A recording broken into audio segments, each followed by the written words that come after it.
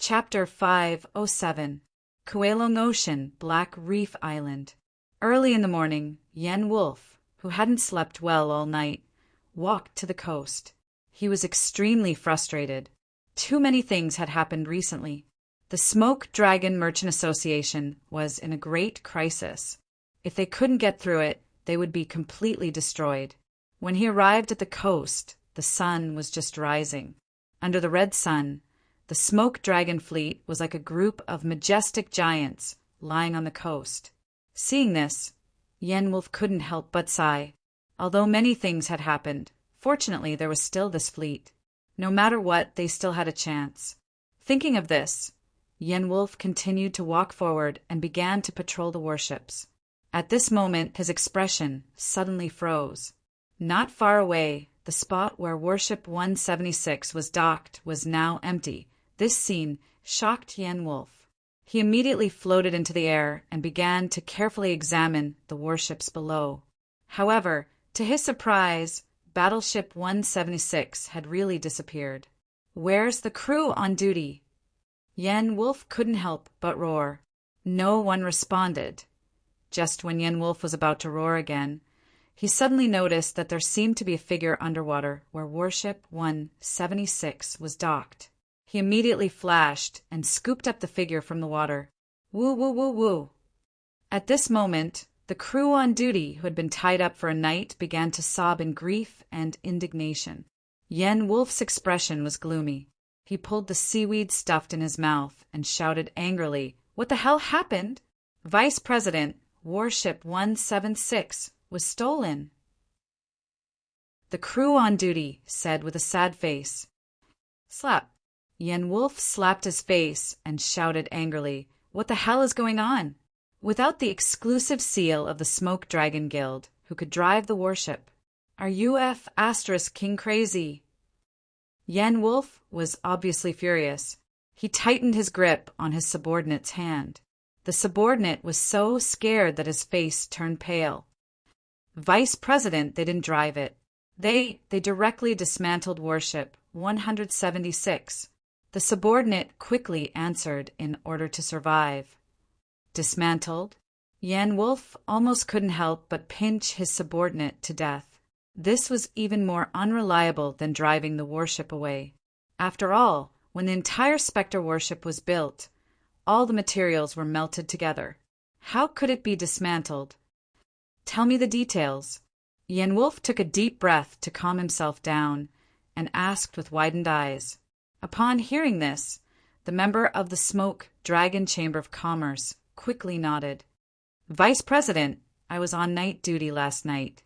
At that time, I stayed on the main ship to keep watch, but late at night, I heard knocking sounds coming from nearby. At that time, I was very puzzled, so I followed the sound. In the end, I found many black shadows lurking under Battleship 176, holding something that I don't know what, and they were knocking at Battleship 173. There were already many holes on Battleship 173, and these holes didn't seem to be damaged, but more like missing parts, as if a part of it was missing. At that time, I was very scared and was about to return to the main ship to sound the alarm, but I saw two black shadows appear in front of me, and then my vision went black. When I woke up, I found myself underwater. Motherf *, since you noticed something, why didn't you sound the alarm earlier?" When Yen Lang heard this, he couldn't help but slap him again. "Vice President, I felt that in this sea area, no one would dare to harm us. At that time, I thought it was just some sea beast that made the noise, and by the time I realized something was wrong, it was already too late," the member said with a sad face.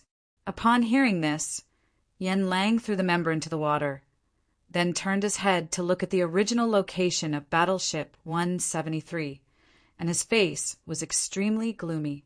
After being in various sea areas for so many years, this was the first time that Yen Lang heard of someone stealing a battleship. In fact, it wasn't that they didn't have security measures for the battleships. First of all, every day, there would be a member of the Ghost Commander level or above on the main ship as a lookout, looking after all the battleships, and could send a signal to inform the other members if anything happened. Secondly, Every member on duty would drink a soul fire before performing a night watch. As long as the soul lamp left on the island was extinguished, all the members sleeping on the island would also receive a notification. Most importantly, these battleships had Yan Lang's soul imprint. Without the life imprint given by President Yan Lang, it was impossible to operate them, let alone drive them away. Moreover, this was the Black Reef Island, the temporary territory of the Smoke Dragon Fleet.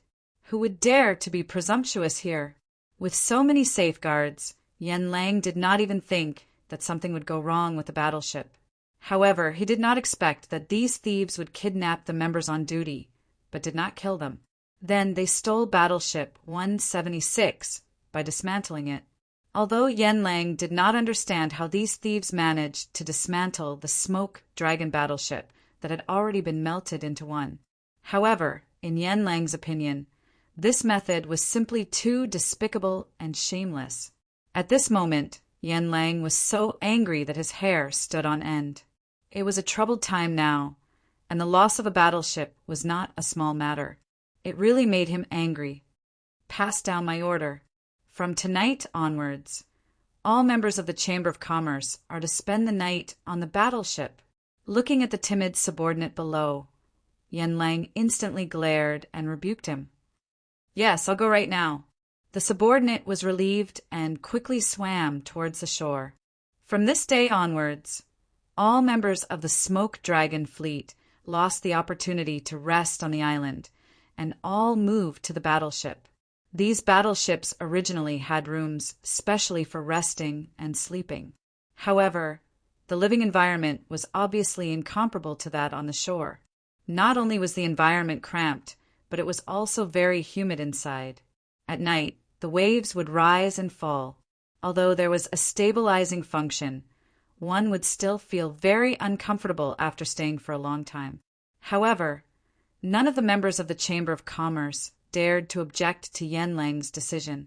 This was a critical period, and all the members of the Smoke Dragon Fleet knew that if they could not survive this time, the Smoke Dragon Fleet would be finished. As members of the Smoke Dragon Fleet, they would also be finished. After that, the entire Smoke Dragon Fleet entered a state of alert. Even Yan Lang personally guarded the fleet every night. This was because he clearly knew that no accidents could happen before the Smoke Dragon Fleet woke up. Otherwise, the situation would continue to worsen, and the future of the Smoke Dragon Fleet would be worrying. However, his thinking was still too naive. That night, countless black shadows quietly dived towards the Smoke Dragon Fleet from underwater. The thieving began once more. That night, all the members of the Smoke Dragon Fleet were awakened by the knocking sounds. All of them immediately rushed out of the battleship to check, and to their surprise, they discovered that the attackers this time were actually the player clan. Therefore, a massacre was unavoidable. The strength of the players was obviously incomparable to that of the members of the Smoke Dragon Fleet, and they were all quickly killed. However, to their surprise, just as they returned to the battleship, before they could close their eyes, another wave of black-clothed people sneaked in under the cover of the night. Ding, ding, dang, dang, the knocking sounds rang out again. Having no choice, the members of the Smoke Dragon Fleet could only hastily face the enemies again, and the massacre began again. However, all of this was just the beginning. That night, the members of the Smoke Dragon Fleet were tortured to the point of insanity. Wave after wave of thieves seemed to be endless. Every time they were about to go to sleep, these thieves would come. For a whole night, even the Smoke Dragon Fleet couldn't count how many players they had killed. In the end, they had no choice but to turn on the battleship's protective shield that night, and only then did they successfully fall asleep. However, the next night, the players came again. Perseverance was like dripping water wearing away a stone. The players used their actions to perfectly illustrate this concept. Unless the Smoke Dragon Fleet could turn on its protective shield 24 hours a day, regardless of energy consumption, the players would dare to come up and hammer a few times. These days, both the members of the Smoke Dragon Fleet and the members of the Chamber of Commerce gradually looked haggard. Because in the following days, the thieves of the player clan dared to come openly during the day, seeing the player clan. The smoke dragon fleet went from anger to helplessness to fear. The journey in its heart was extremely tortuous. When it came to torturing the enemy, the players were excellent. After all, the number of players was there. As long as 1/3 of the players went to harass them every day, the smoke dragon fleet would feel extremely uncomfortable. On the player forum, the disassembled parts of the smoke dragon warship, which were above level 15, were being sold at high prices, attracting the envy of many players. These disassembled parts were devoured by the players' warships, and the experience gained was unimaginable. It could be said that all the major guilds wanted to buy them. There would always be more tycoons in a war than rare items, and the supply of these parts soon exceeded the demand. Although the Smoke Dragon Chamber of Commerce's tight security made it much more difficult to steal warship parts, the players were still having fun. After all, the profits were too great. Whether they sold it or used it themselves, it was a guaranteed profit. Therefore, the harassment did not decrease, but became even more intense. At first, they ambushed under the cover of the night, but now the players were simply robbing in the open. They headed to Black Reef Island 24 hours a day, swung their hammers when they arrived, and continued after 3 hours if they died. Smoke Dragon Fleet could only lead the fleet to fight. After half a month, Smoke Dragon Fleet and the fleet had lost a lot of weight, and their mental state was extremely poor. It wasn't that they didn't think of leaving Black Reef Island and escaping. However, the Smoke Dragon Fleet was still recovering in the spirit cave inside Black Reef Island. How could Smoke Dragon Fleet feel at ease leaving just like that? If anything happened to the Smoke Dragon Fleet, the Smoke Dragon Fleet could immediately disband. Otherwise, they would have to face the suppression of the major factions. Moreover, these Smoke Dragon warships were all bound to the Smoke Dragon Fleet soul. They had the seal bestowed by the Smoke Dragon and could operate the warship, but they weren't the warship's master. It could be said that they were now in a dilemma. Faced with the harassment of the players, they could only endure but couldn't retreat. As the players' open robbery became more and more intense, it also attracted the attention of the major factions in the sea. The news that the player clan hadn't been destroyed instantly spread across the two seas. It was also because of the player clan's locust-like behavior. Once again, the players were crowned as the top gangster leader faction in the two seas. However, under such circumstances, the Smoke Dragon still didn't appear, which caused the major factions to speculate. At this moment, the news that the Smoke Dragon was heavily injured, or even on the verge of death, seemed to be confirmed. Therefore, the thing that Smoke Dragon was most worried about happened. 2 letters departed from Xinmo Island, carried by Haseway, the liege of the Mutesi Nation, to the underworld Sea Merchant Alliance branch in the soul-devouring ocean. One of them was detailed explanation of the Smoke Dragon Fleet's combat power, which described the Smoke Dragon Fleet's current combat power. The other was War Merchant's application letter. At this moment, the mastermind who had been stabbing them in the back finally made his move. The Smoke Dragon Fleet's current situation was exactly what he wanted to see. As long as he grasped this opportunity, he could soar to the sky. Chapter 508. For half a month, they went from being sneaky to being open and aboveboard. The mentality of the players gradually changed as well. In order to break down the Smoke Dragon warships for high-grade parts, the players racked their brains. After all, the benefits were huge. For most players, it was also an opportunity. Therefore, dismantling ships became a new channel for the players to carry bricks.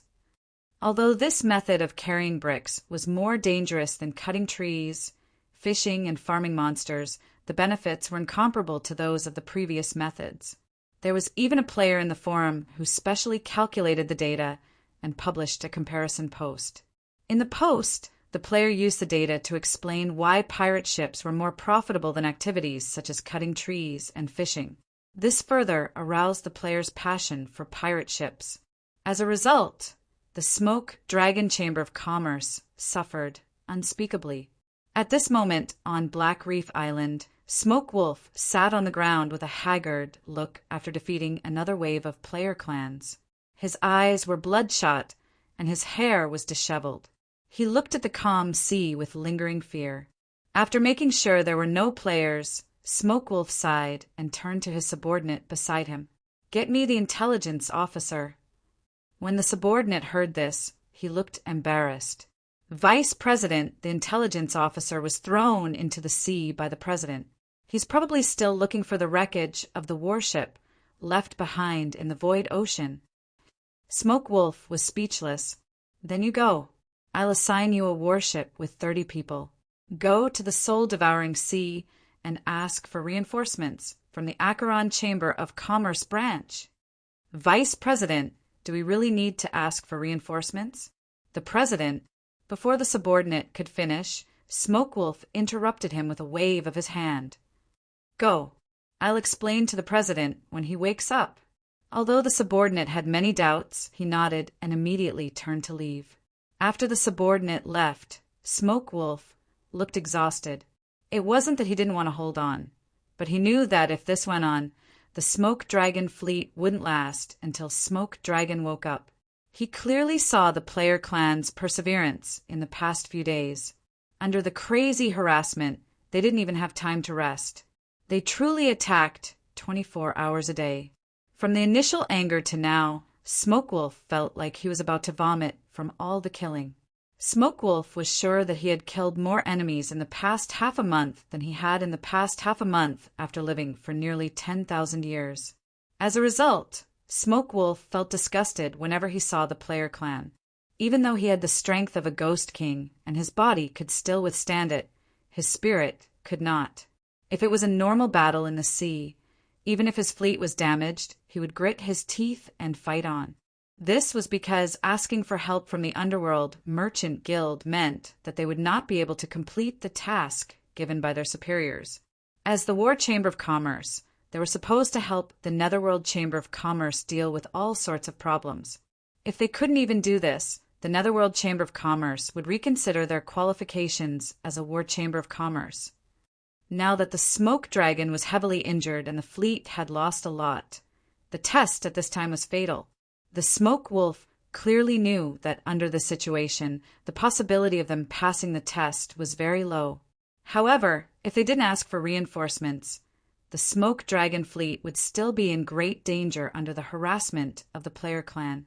In the past half a month, 7 warships had been destroyed, and the remaining warships had more or less suffered damage. Every time the players arrived, they would devour the warships like locusts. They were crazy to the point that they didn't care about their lives. They were exhausted from all the killing. If this continued, the Smoke Wolf even suspected that within a few months, this fleet would no longer exist under the devouring of the player clan. Most importantly, if he could see results from killing the player clan, he would still be able to hold on. However, the problem was that it had been more than half a month. They had killed wave after wave, but the number of attacking player clan did not decrease at all. Instead, it was increasing. This was also the reason why the Smoke Wolf felt like breaking down. If it wasn't because of this, he wouldn't have clenched his teeth and asked for reinforcements. The player clan did not oppress them in terms of strength, but it brought them mental devastation. This was far more difficult for the Smoke Wolf to deal with than the oppression of strength. Right now, the Smoke Wolf didn't know how long he could hold on. However, the Smoke Dragon was still unconscious. He had no other choice but to hold on. After the warship requesting for reinforcements sailed away from the coast, the Smoke Wolf sighed again. He still remembered clearly that when the 2 brothers received the mission to investigate the plunder incident in the Kowloon Ocean, they were excited, because every time they went out on a mission, there would be huge profits to be reaped. And that was exactly what they did. The major chambers of commerce continuously sent over spiritual materials and resources, allowing them to make a lot of money. However, they didn't expect to fall into the hands of the player clan. After the battle at the Void Ocean, the Smoke Dragon fleet had suffered a great loss. At this moment, the siren suddenly sounded. Then the Smoke Wolf heard a shout. "The player clan is here. Prepare for battle. Prepare for battle." Blarg, the Smoke Wolf couldn't help but retch.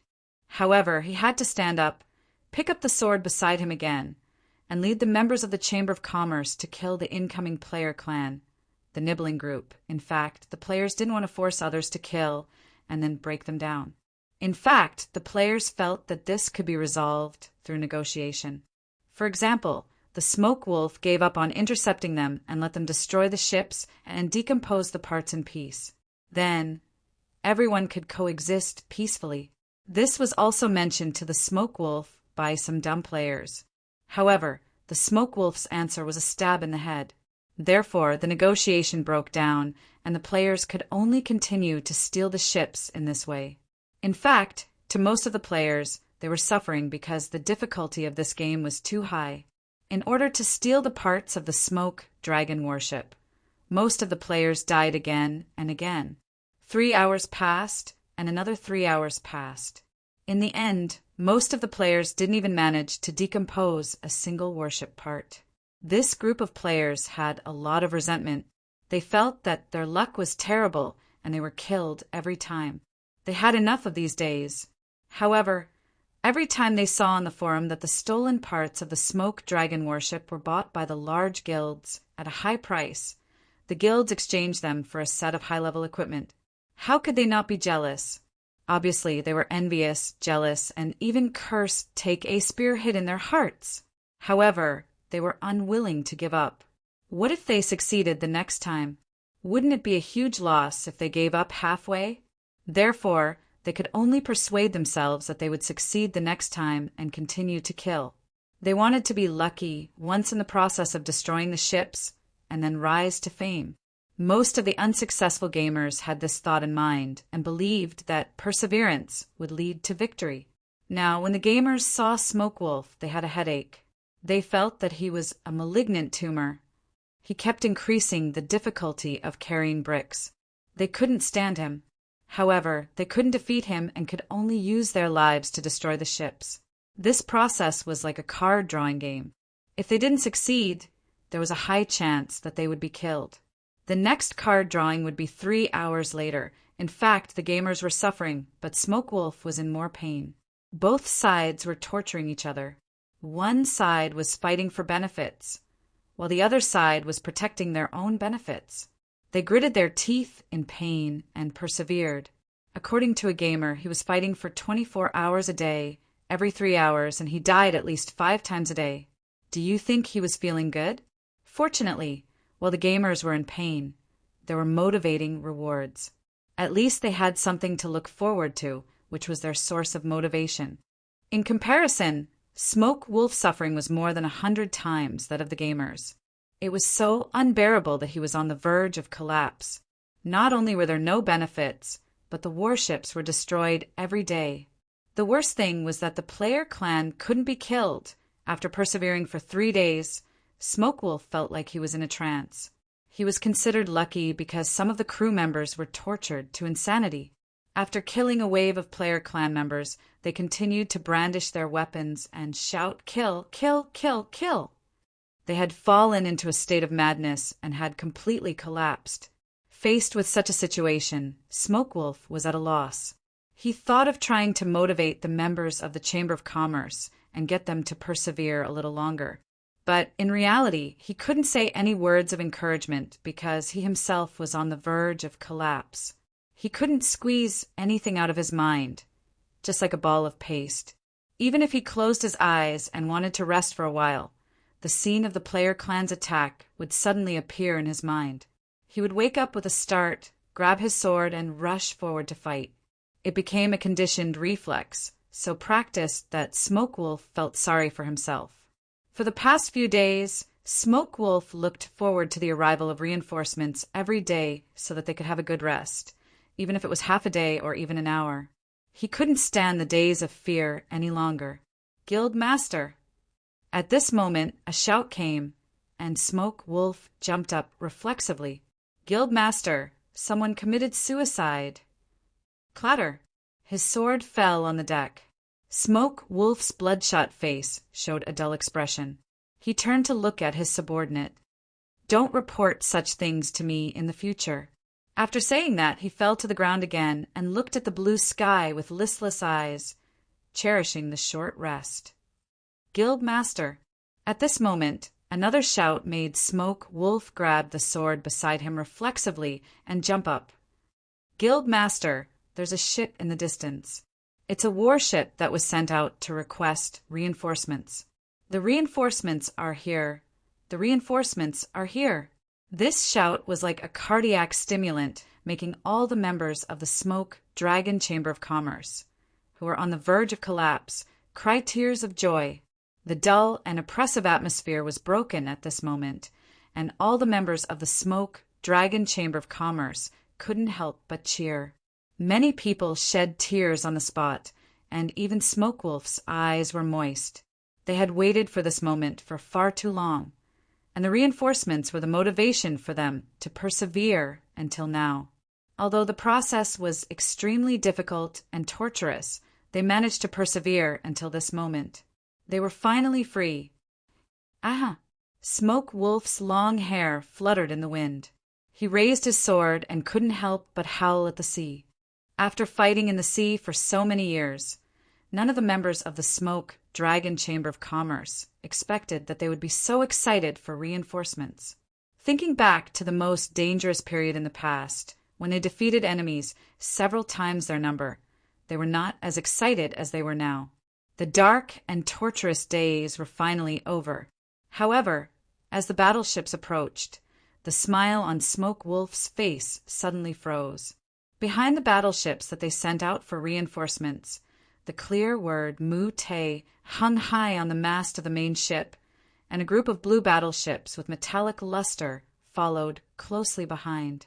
Smoke Wolf knew all the war chambers in the nearby sea area and had contact with them before. However, there was no Mu-Te Chamber of Commerce among these war chambers, and the only Mu-Te Chamber of Commerce they knew was the Mu-Te Sea Nation, which was the force that the Sea King was in. As the battleships approached, a figure suddenly leaped from the main ship. A black full moon appeared between the person's eyebrows, and the person quickly flew toward the Smoke Dragon Chamber of Commerce. Vice Guild Master, should we activate the protective shield? A subordinate asked quickly. No need, wait for him. Smoke Wolf said with a gloomy face. The Sea King's figure approached at this moment and landed on the front deck. Sea King, what are you doing here? Smoke Wolf immediately asked in a deep voice. Looking at the disheveled Smoke Wolf, a smile appeared on the Sea King's face. Then he took out a scroll from his halo. Why do you think I'm here? Chapter 509. Seeing the scroll in the Sea King's hand, Yen Lang's expression suddenly changed. Sea God's pardon.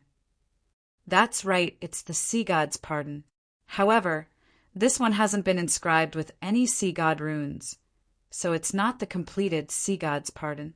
Therefore, I still need to borrow something from your Chamber of Commerce to perfect it. Sea King, what do you mean? Yen Lang asked with a pale face. What do you think? Don't tell me you still don't understand. The Sea King smiled. Actually, when he saw the Sea King take out the Neptune's pardon, Yen Lang already knew that the Sea King must have gone to the Underworld Chamber of Commerce's Alliance branch. Otherwise, how could the Neptune's pardon scroll appear in his hands? This was because the Sea God's pardon was the symbol of the War Chamber of Commerce. The Underworld Merchant Guild branch in the Devouring Sea controlled a total of 10 war merchant guilds. In other words, there were only 10 Neptune's pardon scrolls. The scroll in the Sea King's hand was blank, so it was obvious that he wanted to take the scroll from the Smoke Dragon Chamber of Commerce and complete it. You're courting death. Sea King, with your strength, you are not worthy of the name of the War Chamber of Commerce. Do you really think that the Smoke Dragon Chamber of Commerce is useless? Yen Lang suddenly shouted angrily, and he could not help but tighten his grip on the saber in his hand. Don't get agitated. Whether I'm worthy or not isn't up to you, nor is it up to me. It's up to this person." As soon as the Sea King finished speaking, a black shadow slowly appeared beside him.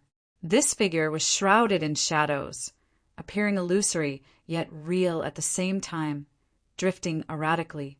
Seeing this figure, Yen Lang's expression became even uglier.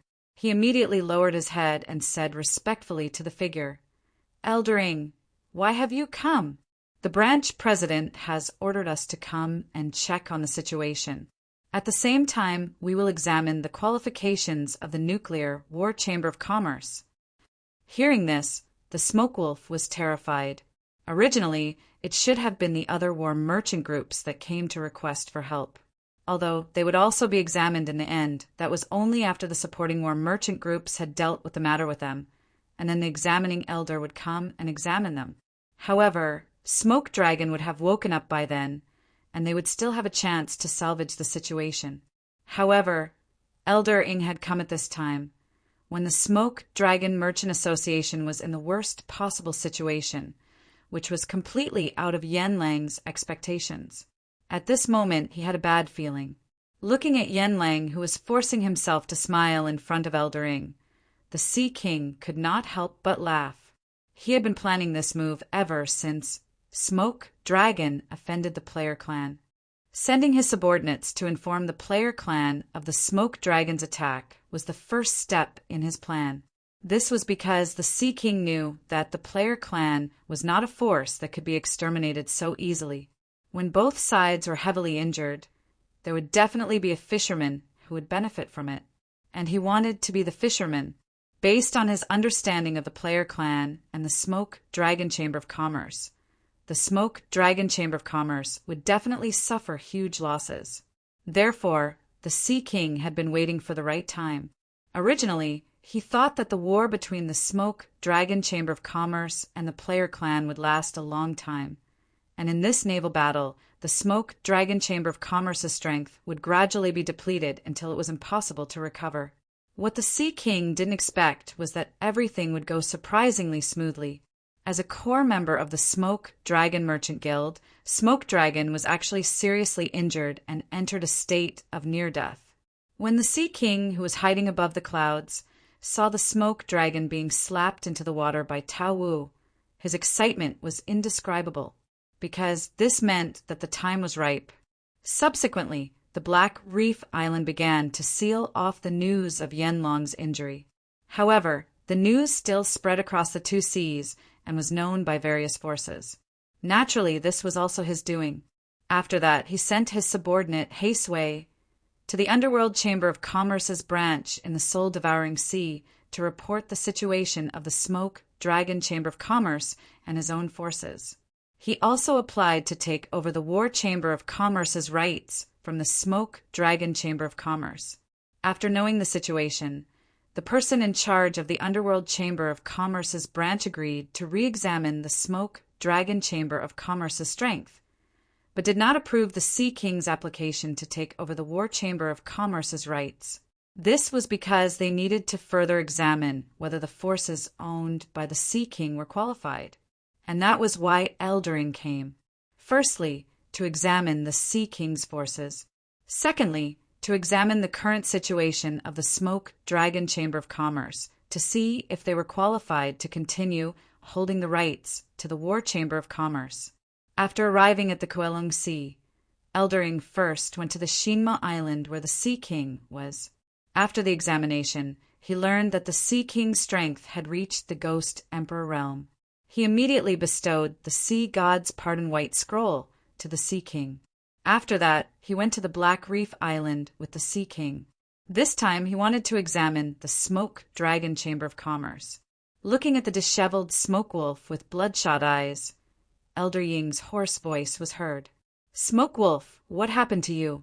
When Yen Wolf heard this, he did not dare to be negligent because he knew that the future of the Chamber of Commerce was now in the hands of Elder Ying. He quickly lowered his head and replied respectfully, "Eldering, there was an invasion just now, and a battle broke out between us. That's why we're in such a sorry state. Please forgive me." "Oh, What kind of enemy made you look so sorry? Elder Ing could not help but ask. It's just a group of thieves.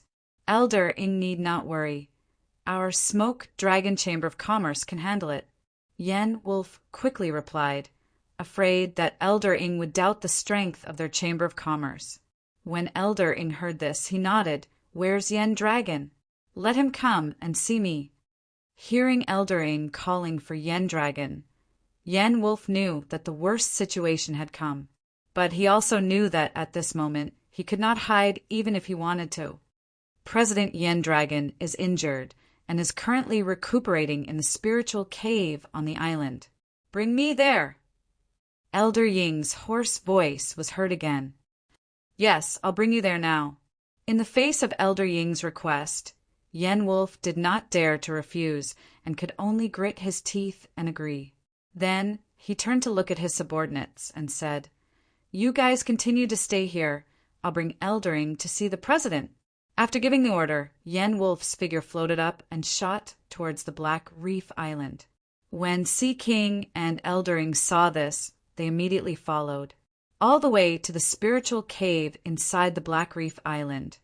Yen Wolf's figure slowed down and descended. After he landed, the figures of Elder Ing and Sea King followed.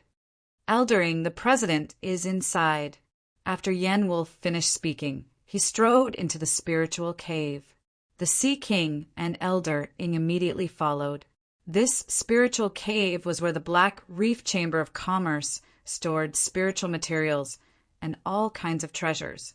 The rock walls were inlaid with all kinds of precious pearls that sealed spiritual energy.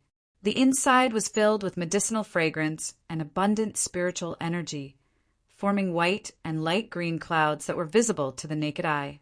At this moment, the seriously injured Yen Dragon was lying quietly on a stone platform inside the spiritual cave.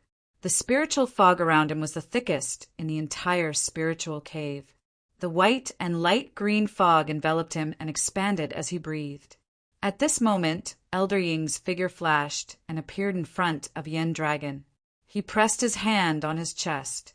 Suddenly, a thick black fog emerged from Elder Ying's hand and slowly seeped into Yen Dragon's body to investigate the internal condition of his body. After a moment of silence, Elder Ing withdrew his hand and turned to look at Yen Wolf. Who did this to him? Yen Wolf did not dare to hide and immediately answered, The spirit of the void ocean, Tao Wu. How did he offend the spirit of the sea? Hearing this, Elder Ing could not help but frown. Elder Ing, it's not that the president offended the spirit of the sea, but Tao Wu happened to pass by, and when he turned over, his tail hit the president. It's really a coincidence. Hearing that, Elder Ing nodded his head. At first, he thought that Yen Dragon Chamber of Commerce offending the spirit of the sea was a troublesome matter for him and the Acheron Chamber of Commerce behind him. After knowing that it was just a coincidence, he was no longer worried and said, Yen Wolf, you two brothers have been with us for 400 years, right? Yes, the president and I have been with the Acheron Chamber of Commerce for more than 400 years. Do you know that the Yen Dragon Chamber of Commerce has actually suppressed many sea merchants in private and even directly asked for benefits? We all know about this. Elder Ying's words caused Yen Wolf's expression to change. Before he could answer, Elder Ing continued to speak.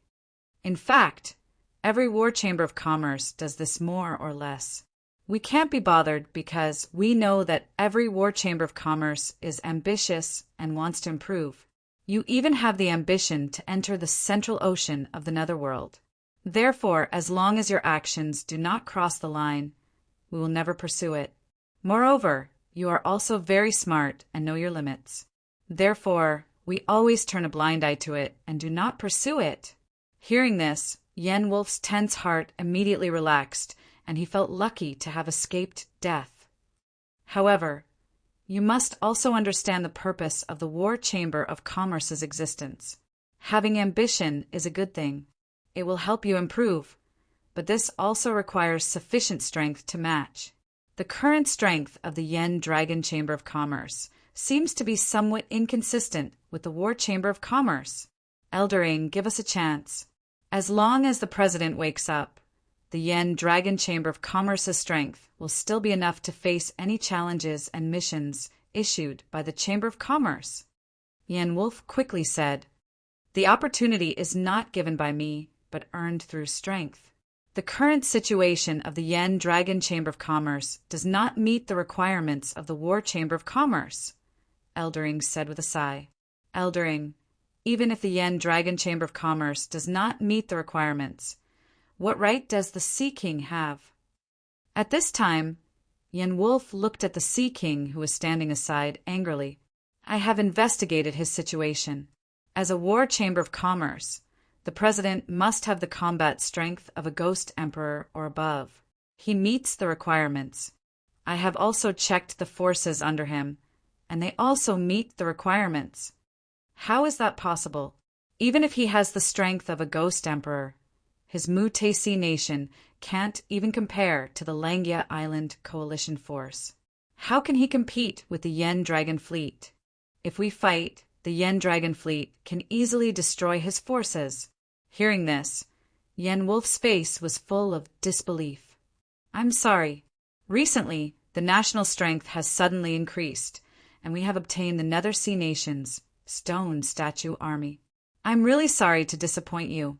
While explaining, the Sea King could not help but attack him. In this aspect, he had learned the essence of the player family's verbal canon to kill people's hearts. And this Stone Statue Army was the army that was left in the Nether Sea Relic after Tianlan disappeared. Although he had not found a way to control it, he had already moved this Stone Statue Army to Xanmo Island. As a potential force, this Stone Statue Army was also within the scope of the review. Therefore, the Sea King passed the qualification review this time. Hearing this, Yen Wolf's face was as white as a sheet. He knew that everything was over.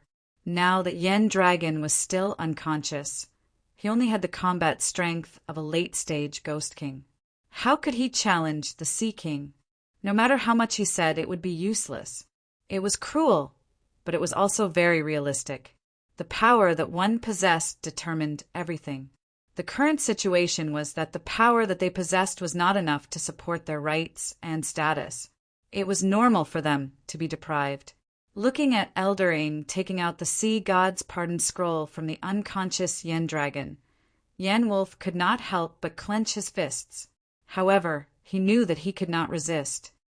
From today onwards, the Mutesi nation will officially become the Mutesi merchants and belong to the soul-devouring Netherworld Sea Branch.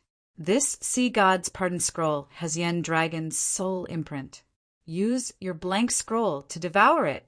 As he spoke, Eldering passed the Sea God's Pardon Scroll to the Sea King. Taking the Sea God's Pardon Scroll, the Sea King could not help but smile. This time he had become the biggest winner without sacrificing a single soldier. Chapter 510. After receiving Yen Long's Neptune's Pardon Scroll, the Sea King pressed it onto the blank scroll in his hand. Golden runes appeared as they danced and rushed towards the blank scroll in the Sea King's hand. Yen Long's Neptune's Pardon Scroll gradually dimmed, while the Sea King's Pardon Scroll glowed brighter. This symbolized the end of Yen Long's glory and the beginning of the Mu-Te Trade Union's era. Yen Lang's heart felt like it was being stabbed by a knife when he saw this, but was powerless to stop it. Ever since they first set off from the fishing village, the two brothers had experienced too much. Their journey was full of hardships and obstacles. Their subordinates had died in battle one after another, but they still managed to withstand the violent storm and kept moving forward. When they obtained the qualification to join the War Chamber of Commerce, they thought that they had bid farewell to the days of killing and danger and that their future would be bright. But now everything was gone. Their future, dreams, hard work, and struggle were all gone like the moon in the water. Under the cruel law of survival, one wrong step would cost them a lot, so much so that Yen Lang found it hard to accept. At this moment, he thought of the promise and oath he had once made, a promise that was more important than his life. Yen Lang could not help but clench his fists. His body trembled slightly as he tore off his clothes, revealing his body that was covered in scars. From Yen Lang's point of view, These scars were not a warrior's glory. They were just punishment for his resistance in order to live a less useless life. Every scar on the scroll recorded a crisis that was enough to kill him. He had survived all of them and was still alive until now. Yan Lang looked at the Sea King. I came from a small fishing village. In our village, all the people who went out to hunt were warriors. Although they were not strong, they had the courage to fight against storms and tsunamis. They worked tirelessly for the survival of their people. However, they were also very stupid and did not know how to be flexible. They only knew how to guard their own land. Even though there was a shortage of food in the village, they still had to offer sacrifices to the strong clans every year. This caused many people to die of starvation every year.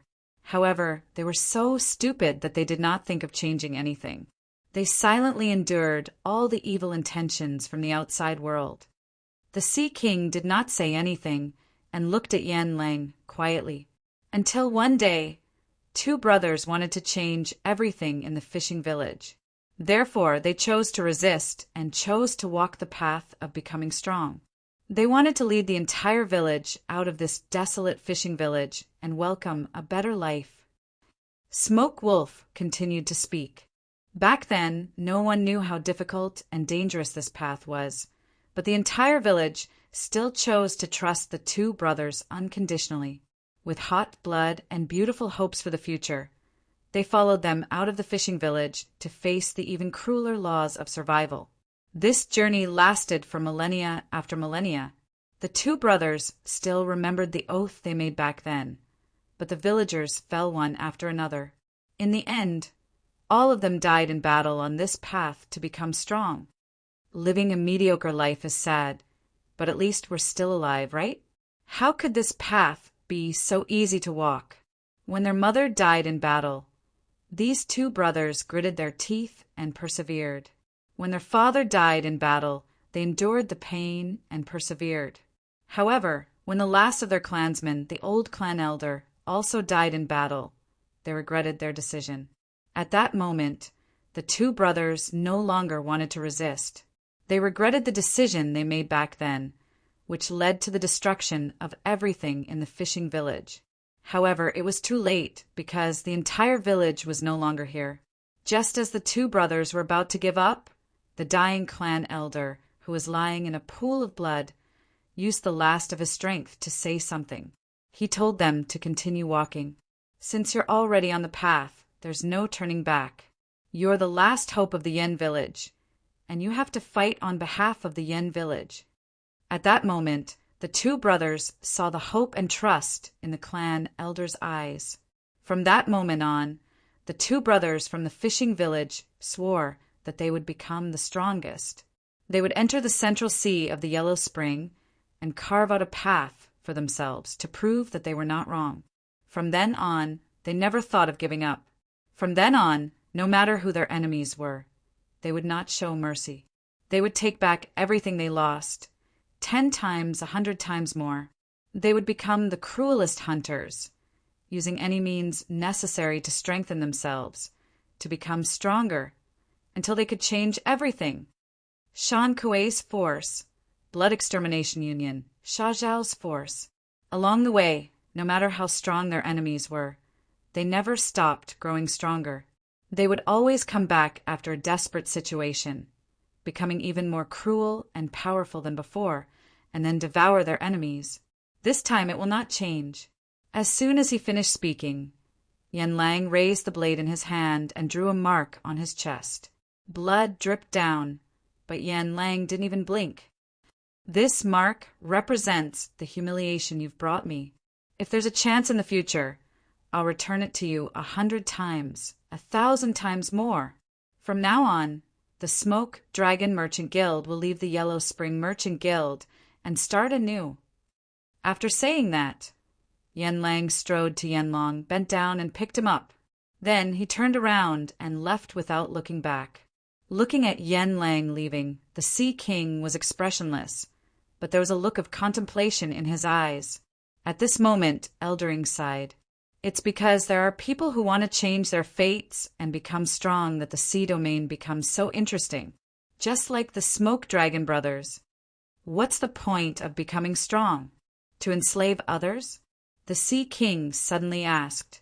Eldering heard and couldn't help but laugh. He then asked, "Do you want to be a good person or a bad person?" The Sea King's expression froze. After thinking for a moment, he said, "In this world, being a good person means that you're not far from death, so it's not up to me. It's the world that chose me to be a bad person. Hee hee. Doesn't that mean that even if you want to be a good person, you still have to be a bad person just to survive?" The Sea King heard and nodded. This was what he thought. The law of life in this world didn't allow the existence of good people, and good people would never have a good ending. But the real strong can decide whether they want to be a good person or a bad person. This is the right of the strong.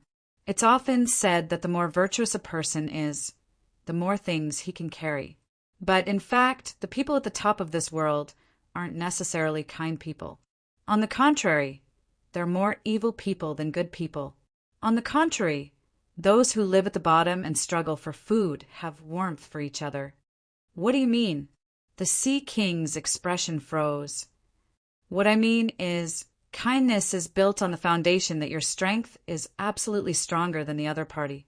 A weak person can't be kind to the strong. But to become strong, you can decide all your preferences, good or evil. No external force can affect your thoughts. This is what it means to be strong. That is true freedom. That was what Yen Lang pursued. He was pure and kind by nature. He walked out of the fishing village and wanted to bring happiness to his clansmen. However, he was weak and could only go with the flow. A good person would not be able to grow in this world, so he became an evil person and grew by killing. However, the end of his goal was kindness. He only wanted to become strong and then decide everything for himself. Do you understand now? Eldering looked at the Sea King and asked. The Sea King was silent for a while and nodded, not really understanding. In fact, his growth was completely different from Yen Lang's. He was born in the top force of the sea, the Mute Sea Nation.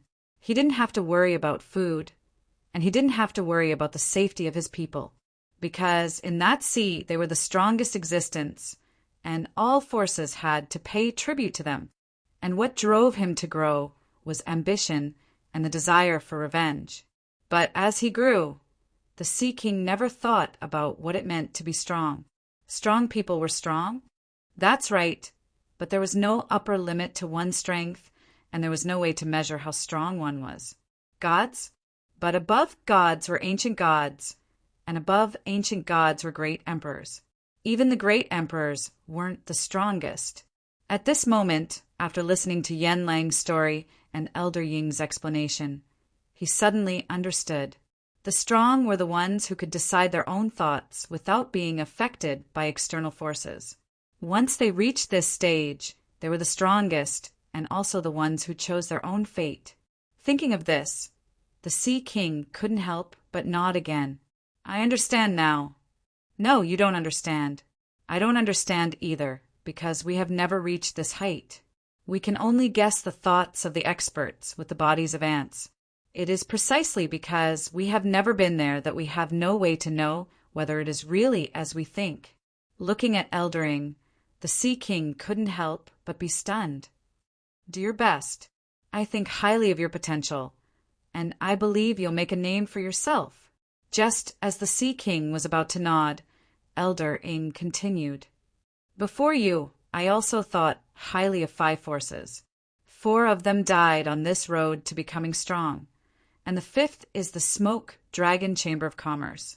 They're in a more worrying situation now. The Sea King was speechless.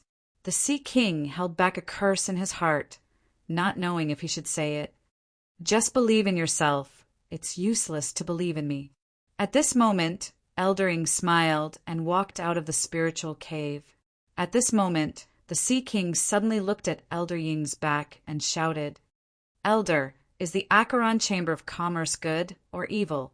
Exploiting many sea merchants, acting overbearingly, and even monopolizing many trade channels, cutting off the path of many forces to rise. It's a great evil, Eldering said without turning his head. at the end of the Acheron Chamber of Commerce. Is it good or evil? The Sea King asked again. How would I know? I'm just a member of this evil force. How would I know if the person at the top is good or evil? Elder Ing replied impatiently. Just as the Sea King was about to ask again, he saw Elder Ying's figure disappear in a flash. He sighed helplessly. It was rare to meet a super old man. He wanted to ask to broaden his horizons, but it was obvious that Elder Ying didn't want to answer anymore. However, after listening to Elder Ying's words, the Sea King felt that he understood a lot. At this moment, he suddenly thought, will I be able to reach that step, become a strong person, and decide my own fate? An absurd idea even appeared in the Sea King's mind. Overturn the Acheron Chamber of Commerce and replace it. It's meaningless to speculate what others are thinking when they reach the end. Isn't it better to think with your own ideas? The Sea King couldn't help but shiver at this thought. What a wild idea. After spending so much time with the players, how did I become so unrealistic? I want to fly before I learn how to run. The player clan is brainless and unafraid of death. I can't learn from them. Chapter 511. After letting his imagination run wild, the Sea King looked at the Neptune's pardon scroll in his hand. He was very clear about the power of this scroll. It was said that it was made by a demigod in the central ocean of Yellow Spring. Not only was it the symbol of the War Chamber of Commerce, but it was also a symbol of power. This was also the reason why each Yellow Spring branch only had 10 War Chambers of Commerce. As the Neptune's pardon scroll was too rare, each branch could only get 10 of them. The Sea King could not help but smile. From now on, Langia Island would no longer be his opponent because they were no longer qualified. As long as he had this scroll, not only would his power increase to the next level, the War Chamber of Commerce would also be something that Langia Island could not afford to offend. Thinking about this, the Sea King walked out of the spiritual cave. When he arrived outside, he levitated into the air and flew to the coast. When the Sea King arrived at the coast, the Smoke Dragon Trade Association's fleet had already left. However, what left him dumbfounded was that a large wave of players were fighting with his subordinates below. What was even more outrageous was that many players swung their hammers at his warship while they were fighting. Several warships had already been destroyed beyond recognition. This scene stunned the Sea King for a long time before he came back to his senses. He quickly went forward to stop the players' crazy behavior. What the F*** CK, the big leak is here. Brothers, speed up. Before Smoke Wolf left, he said that this guy is now part of the War Chamber of Commerce. Should we kill him? Don't rush, the Sea King is a growing leak. We can't kill him all at once. We have to do it slowly to maximize the benefits, understand? What nonsense are you talking about? Hurry up. The quality of the Sea King's worship is not as good as the Smoke Dragon worship, but the success rate is still relatively higher. Hurry up. After some discussion in the live chat channel, the players acted as if they could not see the Sea King. They swung their hammers and hammered even harder. This scene infuriated the Sea King. He immediately took out the Neptune's pardon and shouted, "All of you stop! All of you stop! I don't want to be your enemy right now." The players pretended not to hear him and hammered even harder. After all, the warships in front of them were like mountains of gold to them. They would not stop unless they died. The Sea King could not help but grit his teeth. The current stage was the beginning of his development. He didn't want to be enemies with any powerful forces. Otherwise, he wouldn't have let Smoke Wolf go just now. If he had killed Smoke Wolf back then, the battle between the Smoke Dragon fleet and them would have started. It was very likely that he would lose the title of War Chamber of Commerce that he had just secured. However, it was clear that these psychopaths of the player clan did not care about this at all and began to act like hooligans again. Although the Sea King did not offend them this time, however, the gamers' mentality was that the leaks were reared by them. What's wrong with harvesting them a little? Is there a problem? There was no problem at all. How could there be an old farmer who worked hard to cultivate without harvesting? Thus the chives know the Sea King became angry. He immediately took out the Neptune's pardon scroll and began to read the words on it. As the golden characters jumped out of the scroll, the power of the sea was awakened, and a huge wave swept towards the players who were beating them. At this moment, the players could not help but curse in the live chat channel. He felt that the big leak was too much. He actually dared to beat up an old farmer. Was this how a leak should act? Mother asterisk cur, I'm going to die of anger. Thus, the players hurriedly swung their hammers and punched holes in the battleships one after another. They took advantage of the last moment before they died to quickly slaughter them. Under the huge wave controlled by the Sea King, a large number of players were slapped into the water and then torn apart by the whirlpool. Some were even blown into the air by the storm and killed in midair. When all the players disappeared, the Sea King's face was livid. Looking at the broken battleships, the anger in his heart was indescribable. This time he did not offend the player clan at all, but he was inexplicably attacked. The player clan was all king psychopaths and hooligans. At this moment, Hei Sui's figure appeared from below and appeared in front of the Sea King. He said with a sad face, "Your Majesty, a total of 36 battleships have been destroyed.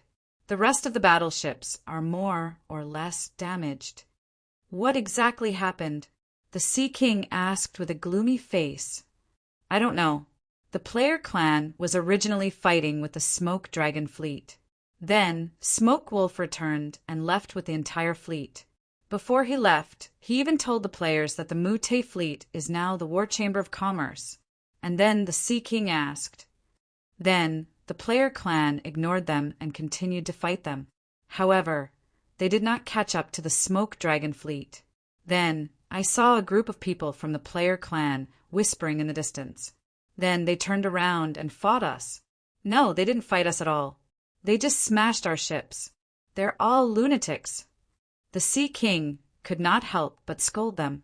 The Sea King did not expect that Smoke Wolf's revenge would come so quickly. Just like that, the damage was transferred to them.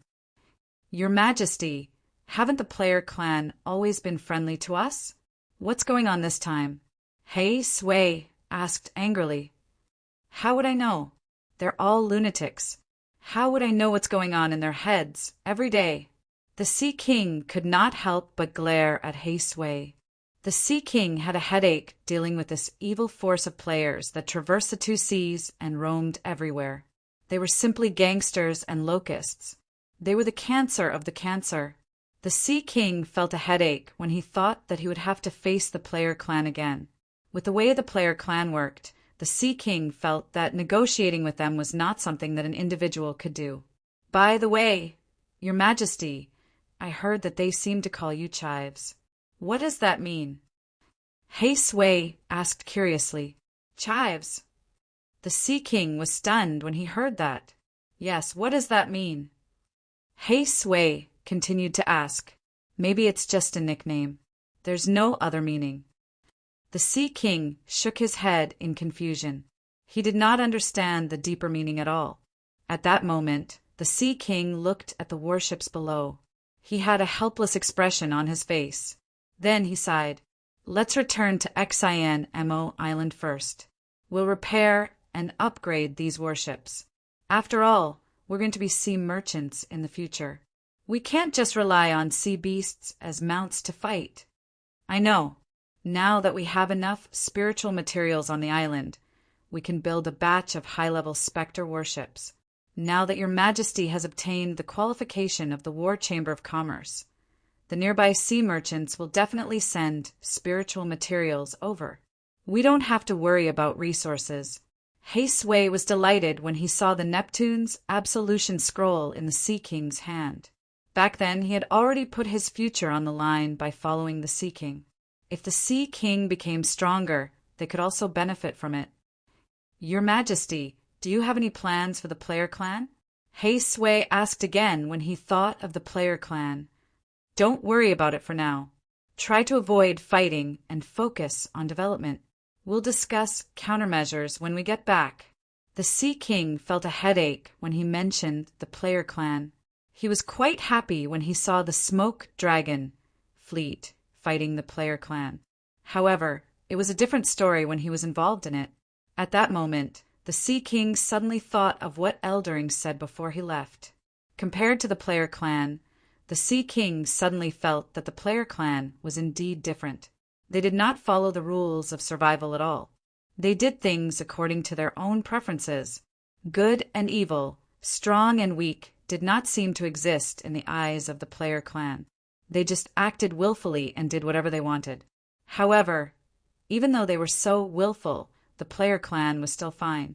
It was as if this clan had appeared to destroy the rules of survival in the underworld, bringing a hint of the word light automatically flashed across the Sea King's mind. After all, the player clan had no connection with the light. The most they brought to this oppressive and murderous world was the aura of idiots. He had learned the word idiots from the player clan.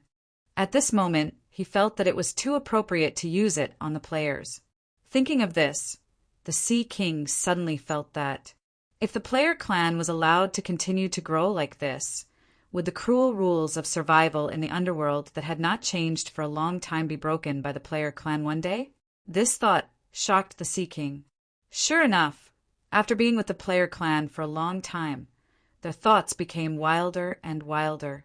They even thought of changing the cruel rules of survival in the underworld. How could the player clan grow to that extent? The Sea King felt that he had to reduce his contact with the player clan in the future.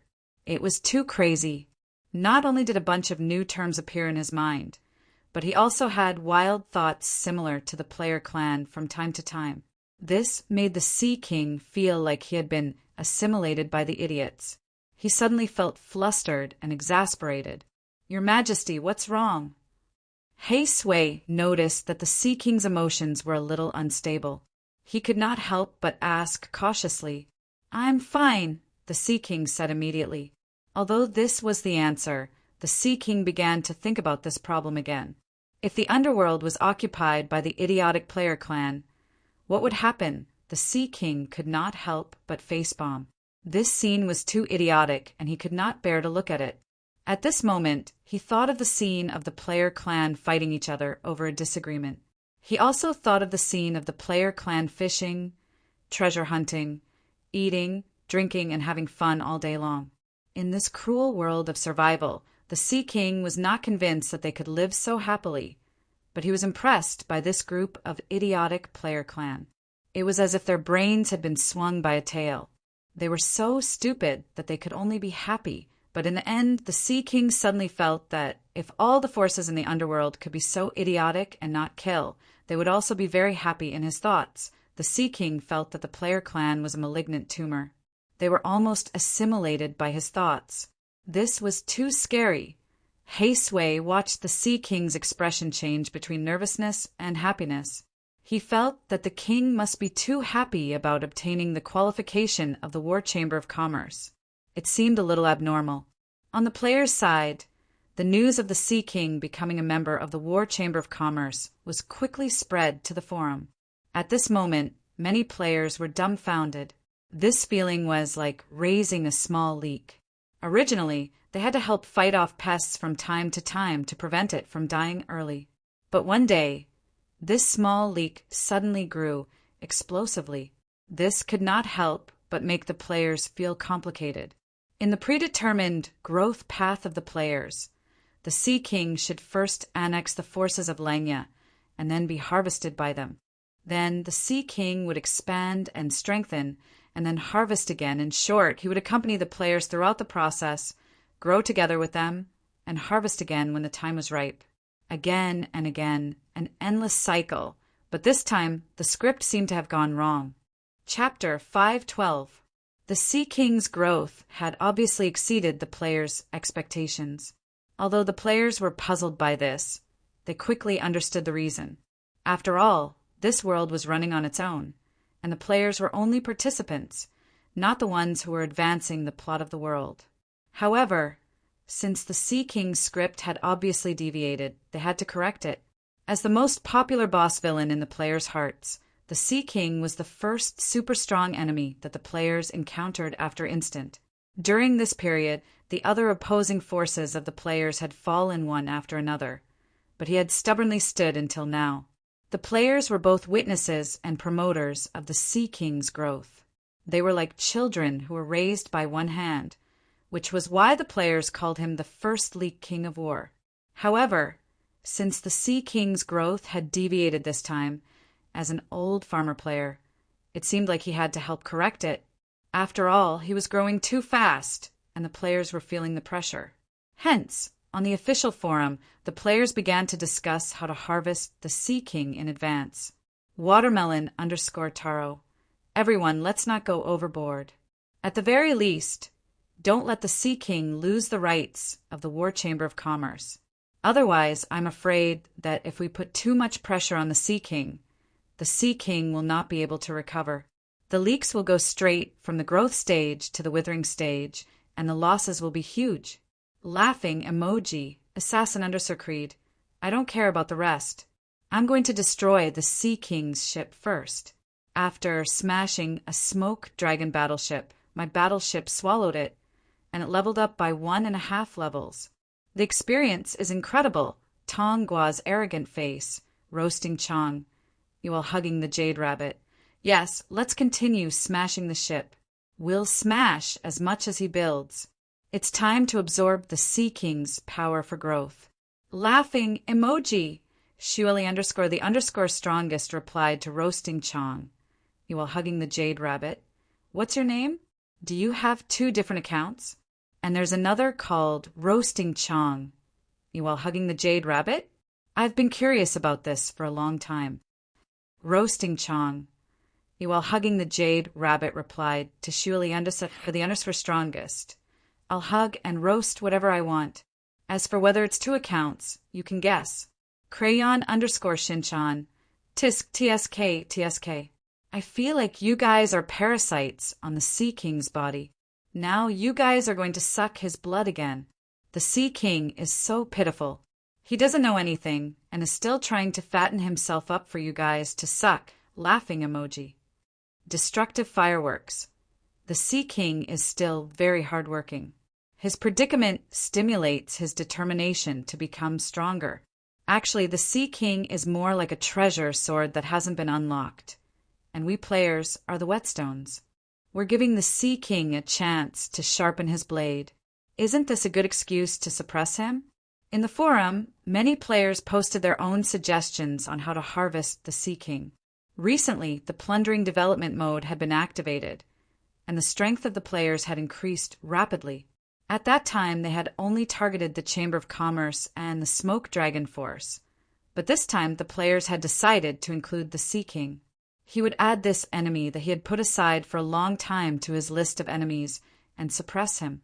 Hence, the Sea King was once again targeted by the players. The harvesting scythe was finally about to swing down. Kuelong Ocean, Xinmo Island.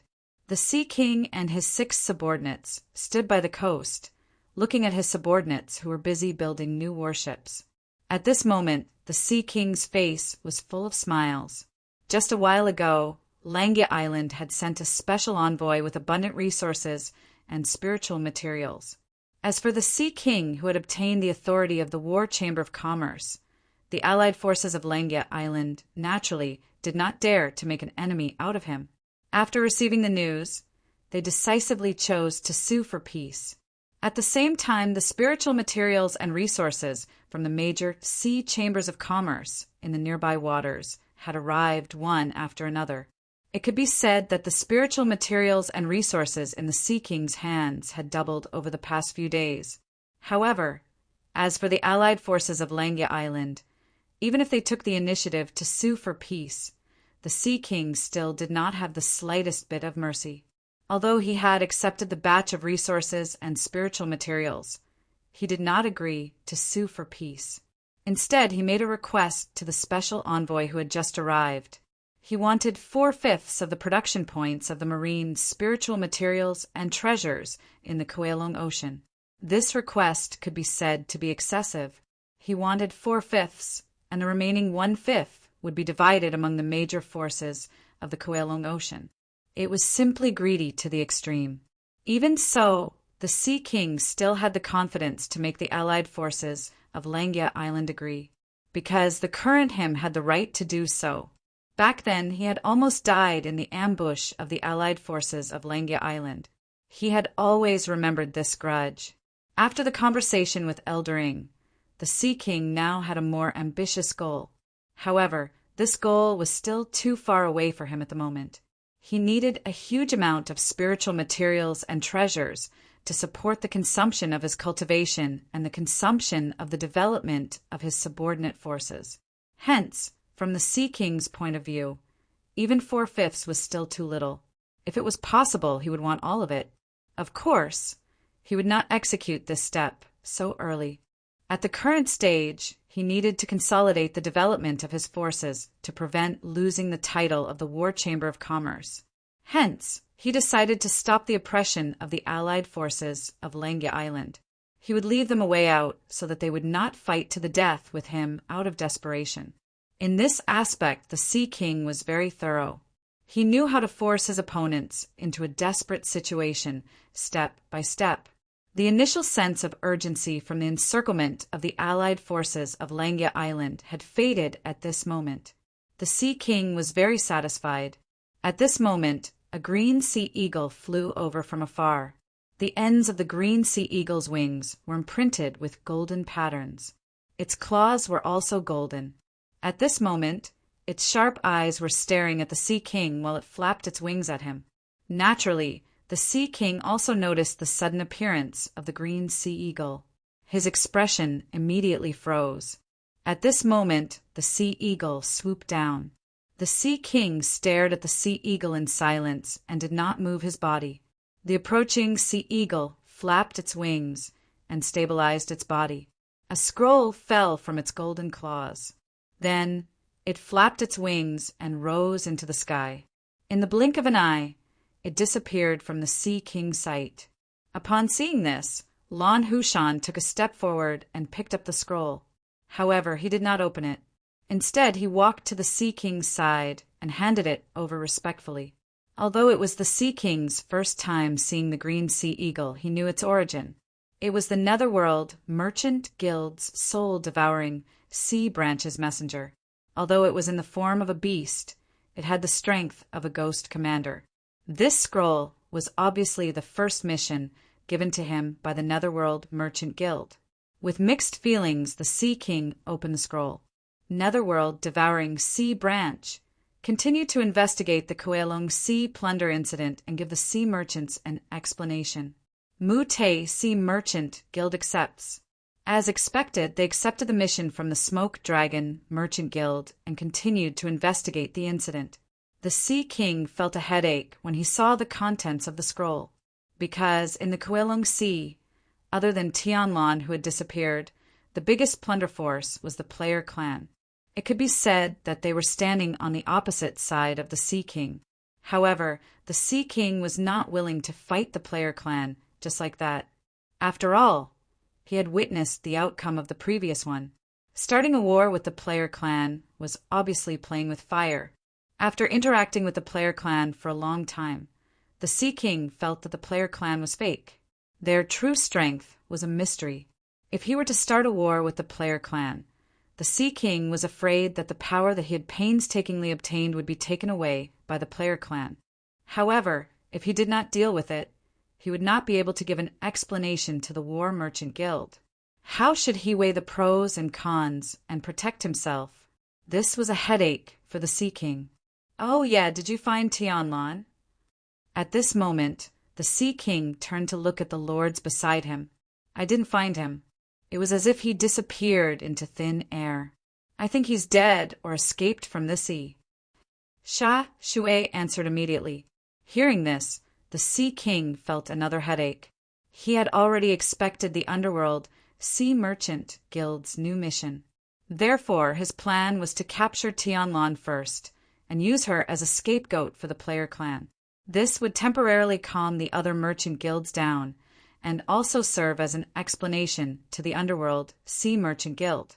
However, Tianlan was nowhere to be found.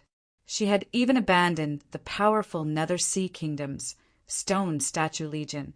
This indirectly confirmed the fact that Tianlan was dead. Otherwise, why would she give up such an important military legion? However, the mess she left behind was troubling the Sea King. Just as the Sea King was thinking about how to deal with this matter, he suddenly turned to look at the horizon. In the distance, countless warships appeared. The Sea King and the lords beside him were very familiar with the warships' outfits. They were the warships of the malignant player clan. At this moment, the Sea King could not help but feel resentful. "I'm trying to find someone to take the blame for you, but you're messing with me again." This feeling made the Sea King very uncomfortable. It was obvious that the player clan did not appreciate his actions. They were even ready to slap him in the face at any time. As for negotiating with the player clan, the Sea King immediately gave up on the idea. Negotiating with a lunatic? What a joke! Their way of thinking was not on the same level. Get ready for battle. Stop them and see what they're up to. Hey Sway and the other lords nodded immediately. Then they turned around and headed toward the warships docked by the shore. After a moment of preparation, the Mute warriors boarded the warships and headed toward the direction where the player army came from. At this moment, the Sea King's figure appeared on the main warship. Looking at the player fleet from afar, the Sea King sighed helplessly. He did not want to speak anymore. How unlucky I am to encounter the player clan. As the two fleets approached each other, Hey Sway nodded at the Sea King. Then he walked to the deck and was about to speak. However, he was shocked to realize that the players' warships were disappearing from his sight one by one. At this moment, the players' heads were moving on the surface of the sea. In their hands, they were still holding onto the black hammer that he found very familiar. "Stop!" Seeing this, Hey Sway immediately understood what the players were going to do. They must be trying to smash the ships again. Obviously, the players did not care about Hey Sway's angry shout. This was because the players were here for this. Have a taste of my sickle. Pa. Have a taste of my hammer. Cut. Armor-breaking hammer. Get an SSR. Lux possession hammer. Parts attached to the ship. Listen to my Lux call. Come out. The African player's angry roar. It's time to turn the tables. I don't know what to shout. I'll shout along with you. Aha! At this moment, the player army that was here to harvest leeks began to punish and smash the Sea King's warship. At this moment, the Sea King could no longer sit still. He shouted angrily and ordered the warriors on the warship to go into the sea to stop the players' crazy actions. Seeing this situation, the players were indignant. Leeks are biting us now. We've raised them for so long in vain. What an ingrate! Although that was what they were thinking, the players' hands did not stop. They continued to smash the Sea King's warship with all their might. The live chat channel was filled with cheers from obtaining spare parts from time to time. Seeing this, the Sea King's eyes widened in anger. If you want to fight, I'll accept it. Instead of fighting, you would rather die than to smash my warship. What kind of divine operation is this? Chapter 513. While the Sea King was worried about the players, Lu Wu received a piece of good news. Number 1 was back. Number 1, who was specially sent by Lu Wu to collect the Emperor's mirror pages, lived like a bulldozer in America, digging holes and moving mountains. But this time he brought back 5 incomplete pages of the human Emperor's mirror. Lu Wu had always been lazy when it came to improving his own strength, but with Bei Li's help, his method of improvement was always the best. The Emperor's mirror was once the cultivation method of the strongest people in the 3 realms, so it was not an exaggeration to call it the number 1 cultivation method in the 3 realms. It was good, but what worried Lu Wu was that these Emperor's mirror consumed a lot of soul coins to cultivate. Looking at the soul coins in the inventory, there were already 9 billion. Although these soul coins were frequently spent on the construction of the 4 major servers, they were still increasing steadily. As the strength of the player army increased, so did the rate of increase. This was something that Lu Wu was glad about. Now, Even the latest server in the Asia server had a steady increase in the income from creating soul coins. Therefore, although the cultivation costs a lot, it was not something that Lu Wu could not afford. Although Lu Wu was distressed about the improvement of his own strength, he would not be stingy and resolutely analyzed the 5 emperors' mirror pages. Of course, the analysis step was naturally left to the almighty little Bailey. This analysis cost Lu Wu a total of 780 million soul coins, and one of the pages cost as much as 400 million soul coins. Lu Wu's heart almost broke from the pain. Next, Lu Wu really felt the pain of the divine treasure entering his body. Each emperor's mirror corresponded to a human acupoint and opened a divine treasure in his body. Under Bei Li's analysis, the 5 golden pages slowly melted. When all the golden pages turned into golden liquid and began to seep into Lu Wu's body, Lu Wu suddenly screamed like a pig being slaughtered. Bei Li could not help but hold her forehead when she saw the scene. She felt that Lu Wu's perseverance was not even as strong as the players. It was like Bei Chen's blade. Even if his arm was forged with flesh and blood, and even his soul was integrated into it to make a weapon, he could still remain silent. He was a real man. There were many such examples in the game, but Lu Wu, as the boss behind the scenes, was the most lazy one. Although Lil Bailey knew that this step was very painful, couldn't she be a little stronger? Big Cat, stop howling. Can't you be a little stronger? As time passed, Bailey finally could not hold it in any longer. It really hurts. Lu Wu yelled in pain. Bailey thought of Lu Wu's past and looked at Lu Wu's current state. She was disappointed that Lu Wu had not lived up to her expectations. She even had the urge to throw Lu Wu into the game and train with the players. However, Bailey knew that it was not the right time. The current structure of the game was still too small. Although the players were developing rapidly, they were still occupying a corner of the game. The strongest regions, such as the Great Region of Hell, the Central Sea region of the Yellow Springs, and the Great Region of Death in the Western Netherworld, had yet to be explored. From Bei Li's point of view, it was too shameful to let the big boss behind the scenes appear in the early stages, and it was completely unnecessary. However, Bei Li firmly believed that Lu Wu would grow and become the strongest. It was just that the battlefield that belonged to him had yet to arrive. The new battle of the 3 realms, the battle of the outer realms.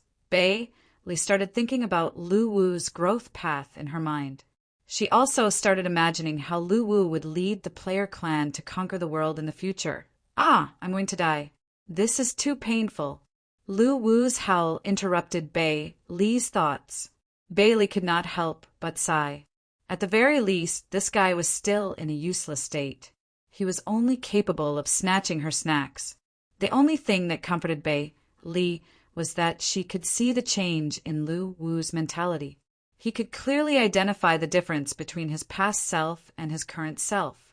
Indeed, a powerhouse had to be nurtured little by little. In terms of nurturing, Lu Wu always felt that he was nurturing Bei Li, but Bei Li felt that she was nurturing Lu Wu. At this moment, Lu Wu's body was floating in the artifact space. His body was covered in the golden liquid of the Emperor's mirror, making him look like a golden man. As the golden liquid seeped into his body, Lu Wu's 8 extraordinary meridians appeared in Bei Li's vision. 5 of the acupoints began to light up slowly. The impurities inside were flushed out, turning into black liquid that dripped down. Shorty, do you have any painkillers? No. I'll let you die from the pain. Bei Li could not help but grit her teeth when she heard Lu Wu call her Shorty. Although he felt that his body was getting stronger, the pain was getting more intense. This torment lasted for more than half an hour before it stopped. When the golden liquid had completely seeped into his body, Lu Wu let out a long sigh of relief. He felt like he had just been tortured in hell, and now he was finally back to normal. Not bad. You've become stronger. Bei Li nodded with a satisfied look on her face. Lu Wu immediately lowered his head and started the analysis. Lu Wu, battle artifact owner. Gender, male strength realm. Divine treasure level 6, Ghost King middle stage abilities. Juvenile Ni June, fully understood. Divine treasure body 6, Juvenile Ni June. With the help of the Dark Emperor Codex, you have completely obtained the inherited ability and physical strength of the ancient divine beast Juvenile Ni June in its primary stage. Emperor's Mirror. Divine treasure body, technique details. One of the 365 missing parts of the Emperor's Mirror. Each part of the divine treasure corresponds to an acupoint in the human body. Every time you obtain a part of the divine treasure, you can carve it into the corresponding acupoint and forge the immortal holy body. Technique hints. After the acupoints that nurture the divine treasure are connected, the power of this technique will be greatly increased. When all 365 acupoints are nurtured into the divine treasure and form a heavenly cycle connection, the body can be transformed into a realm. Opened acupoints. Shinzong Acupoint, Baihui Acupoint, Shinting Acupoint, Taiyuan Acupoint, Tsugu Acupoint, Chimen Acupoint 6 bestowed divine powers. Immortal body, immortal soul. With the help of the Shinzong Acupoint, the body and soul can complement each other. When the body is damaged, it can be repaired with the help of the soul. When the soul is destroyed, it can be repaired with the help of the body. 6 acupoints are connected. Effect. The body can be used as a boat to cross yin and yang. Divine powers analysis. After opening 6 acupoints, the body can break through the barrier between the heaven realm and the yin realm. It can travel back and forth without any medium. It can also break through the barrier between the 3 realms and travel to the outer realm. Unactivated Shinzong Acupoint 359, Xiaochong Acupoint, 2nd Lidue Acupoint, Tsuchi Acupoint, Yinggu Acupoint, Shuahai Acupoint, Yifeng Acupoint. Lu Wu was stunned when he saw that his strength had reached the middle stage of the Ghost King realm. That's fast. Of course, you're the only one who improved your strength in the battle. The others grew with their own strength. Bei Li shrugged helplessly. Lu Wu's face turned serious when he heard that. Nonsense. Look at the growth that I've gained from all the suffering I've suffered. Bei Li's face was filled with disdain when she heard that. She did not speak, but stared at Lu Wu. Lu Wu felt awkward. After thinking for a while, Lu Wu asked, Fudi, you said that you'll tell me the truth when I'm stronger. What do you think of me now? Lu Wu stretched out his right hand and flexed his biceps.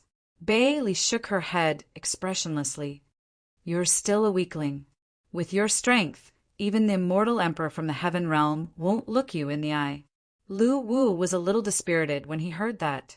He felt that he still had a long way to go to become stronger. But I can tell you something about the emperor. Bei Li suddenly said. Speak. Lu Wu's eyes lit up when he heard that. Who do you want to know first? Bei Li continued to ask. I only know about Slayer. I heard it from the evil demon god. He seems to worship Slayer. Lu Wu could not help but roll his eyes. Bei Li's eyes flickered when she heard the word Slayer.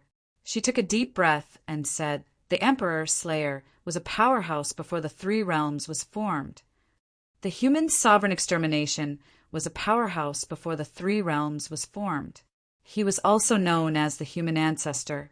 He was the earliest human sovereign, and it was under his leadership that the human race rose rapidly. There are many legends about him, but one thing is for sure, he was the strongest person in the 3 realms.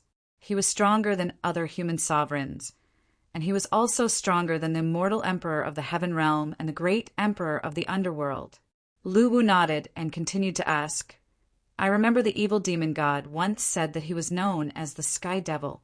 He was plundering resources in the extraterrestrial realm. Why did he do that? Wasn't he looking for trouble? It's great to be the overlord of the 3 realms. Why is he so murderous? Bei Li suddenly revealed her canine teeth when she heard that. He's not murderous. He has a bigger goal. What goal? Lu Wu was stunned and asked curiously. Bei Li's eyes flashed with a hint of struggle. She seemed to be hesitating if she should say it. Looking at Bei Li's expression, Lu Wu immediately gave up asking. He was about to let it go when Bei Li spoke again. Big Cat, what do you think the players rely on to grow? Plunder. Lu Wu answered without hesitation. That's right, plunder. Do you remember what I said? The Heaven Realm and the Underworld both have sacred artifacts that absorb the spiritual energy in the extraterrestrial realm. But the human world doesn't have them. I remember. But what does this have to do with slaughtering and plundering the extraterrestrial realm? You're saying that Slayer wants to build a sacred artifact that belongs to the human world and the human race to absorb the spiritual energy in the extraterrestrial realm? Bei Li nodded and then shook her head. It's not as simple as a sacred artifact. He wants to build a real race artifact that is countless times stronger than the heavenly axiom and the 6 paths of reincarnation. An immortal sacred artifact that can allow the human race to stand at the top of the extraterrestrial realm. For this, he needs countless resources. That's why he embarked on the path of plundering the extraterrestrial realm. He's sacrificed too much to nurture this immortal sacred artifact that can never be full. At this moment, Bei Li's expression turned gloomy. Don't tell me that the immortal sacred artifact that can never be full is you. Lu Wu asked in shock. No, I'm full. Bei Li immediately denied. I doubt it. Lu Wu continued with a doubtful expression. Upon hearing this, Bei Li's face turned sullen. Her little canine teeth were bared. So, you'd better show some respect to Slayer in the future. Otherwise, you'll definitely regret it. Don't forget, he's the ancestor of the human race. I know. Lu Wu waved his hand to show that he understood. That glutton who created the heavenly axiom of the Heaven Realm and the 6 paths of reincarnation in the underworld. Or were they born naturally? Lu Wu suddenly thought of something. I don't know. Maybe it was Slayer too. Before he was born, there didn't seem to be 3 realms. I don't know how it was formed, but that's my guess. After Slayer was born, he accidentally came to the extraterrestrial realm and realized that he could absorb the spiritual energy from the extraterrestrial realm. He was troubled as to why there was no spiritual energy in the world he lived in. So he installed a sacred artifact that he forged at the front gate, Heaven Realm, and another one at the back gate, Underworld. Did you see it with your own eyes, or did you guess it? Lu Wu could not help but ask. I guessed it. I wasn't born yet. Bei Li spread her hands helplessly. You old witch! You lied to me that you were 300 years old. I think you've lived for at least a few 100 million years. Lu Wu suddenly yelled. Upon hearing this, Bei Li could no longer hold it in. She leaped from the ground and bit Lu Wu's arm. Shut up! Die! Chapter 514. Now that the god had escaped, he couldn't order his clansmen to search for him. Otherwise, the Rahu clan would not be spared if the Heaven Realm found out about this. At this moment, Luoxio was helpless. He looked at the divine fire in his hand. A meteor-like flame streaked across the sky. It slowed down as it moved forward and landed on the ground. He moved his body slowly and lifted his feet. He gritted his teeth and wanted to move forward. However, he was only a few steps away from the defeated god of the Heaven Realm. But there was no external force that could help him. Next, as long as he fused with the flame, he would be able to cultivate the yin and yang spiritual energy fusion technique again. I'm an archer. I just activated my eagle eye and noticed that there seems to be someone in the fireball. What's going on? What Lu Wu needed to do next was to recoup the large amount of soul coins that he had burned to improve his strength from the players. At the same time, in the west of the land of the 9 luminaries, although the land of Rahu was powerful, the players were more familiar with the land of the 9 luminaries than the soldiers of Rahu clan. Moreover, the main purpose of the players wasn't to fight. They were just looking for opportunities to plunder some spiritual mines. At this moment, Luoxio could only lie on the ground and wait for his body to repair itself. From the initial calmness, the players' expressions gradually turned into horror as they discussed. At this moment, the motionless body of the god that was lying on the ground suddenly levitated into the air and flew toward the east. Whoever regained control of the body first would be greeted with death. He had two choices as to where he could escape to. However, after the arrival of the Smoke Dragon clan, the players' focus had completely shifted to the Battle of the Sea. Therefore, the land of the 9 luminaries had been relatively peaceful recently. Apart from a few players, there were basically no disturbances. Under the rule of the Rahu clan, all the spiritual minds and resources left behind in the land of the 9 luminaries belonged to them. At this moment, the players and NPCs in the Mansion of the Dead had naturally noticed the flame. They couldn't help but discuss about it.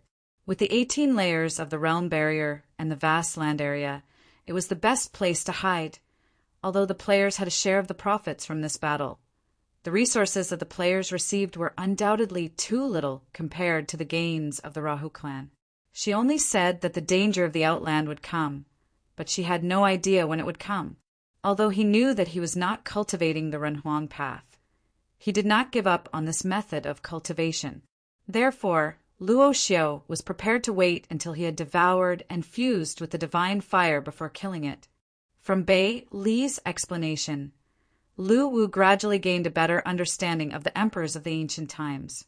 The extraterritorial saint spirit Dao is the cultivation Dao of a large extraterritorial clan. It is also a paramount Dao. This is the first time I've seen a shooting star in the game. I want to make a wish.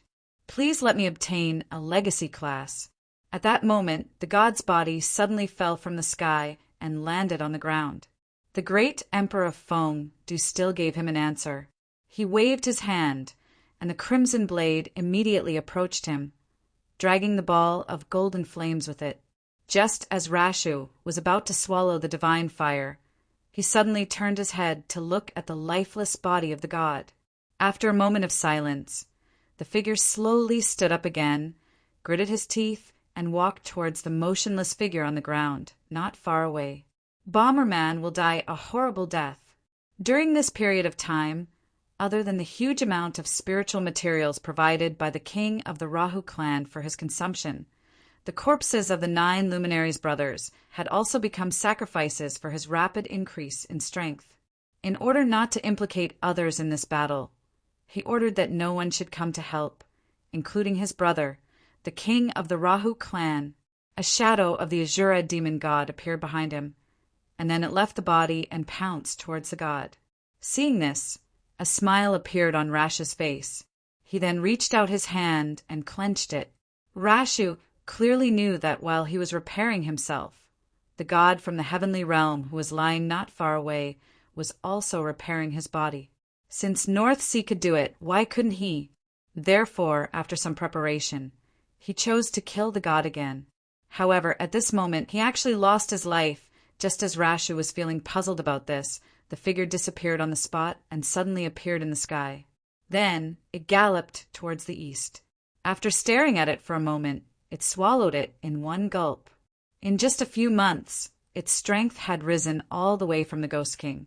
This speculation sent chills down their spines. Therefore, this scene really frightened Rashu. By the time he reacted and wanted to chase after it, the god's body had already flown far away. It was already unrealistic to chase after it. He had planned for this battle for a long time. Therefore, a speculation appeared in their minds. The surroundings fell into silence again.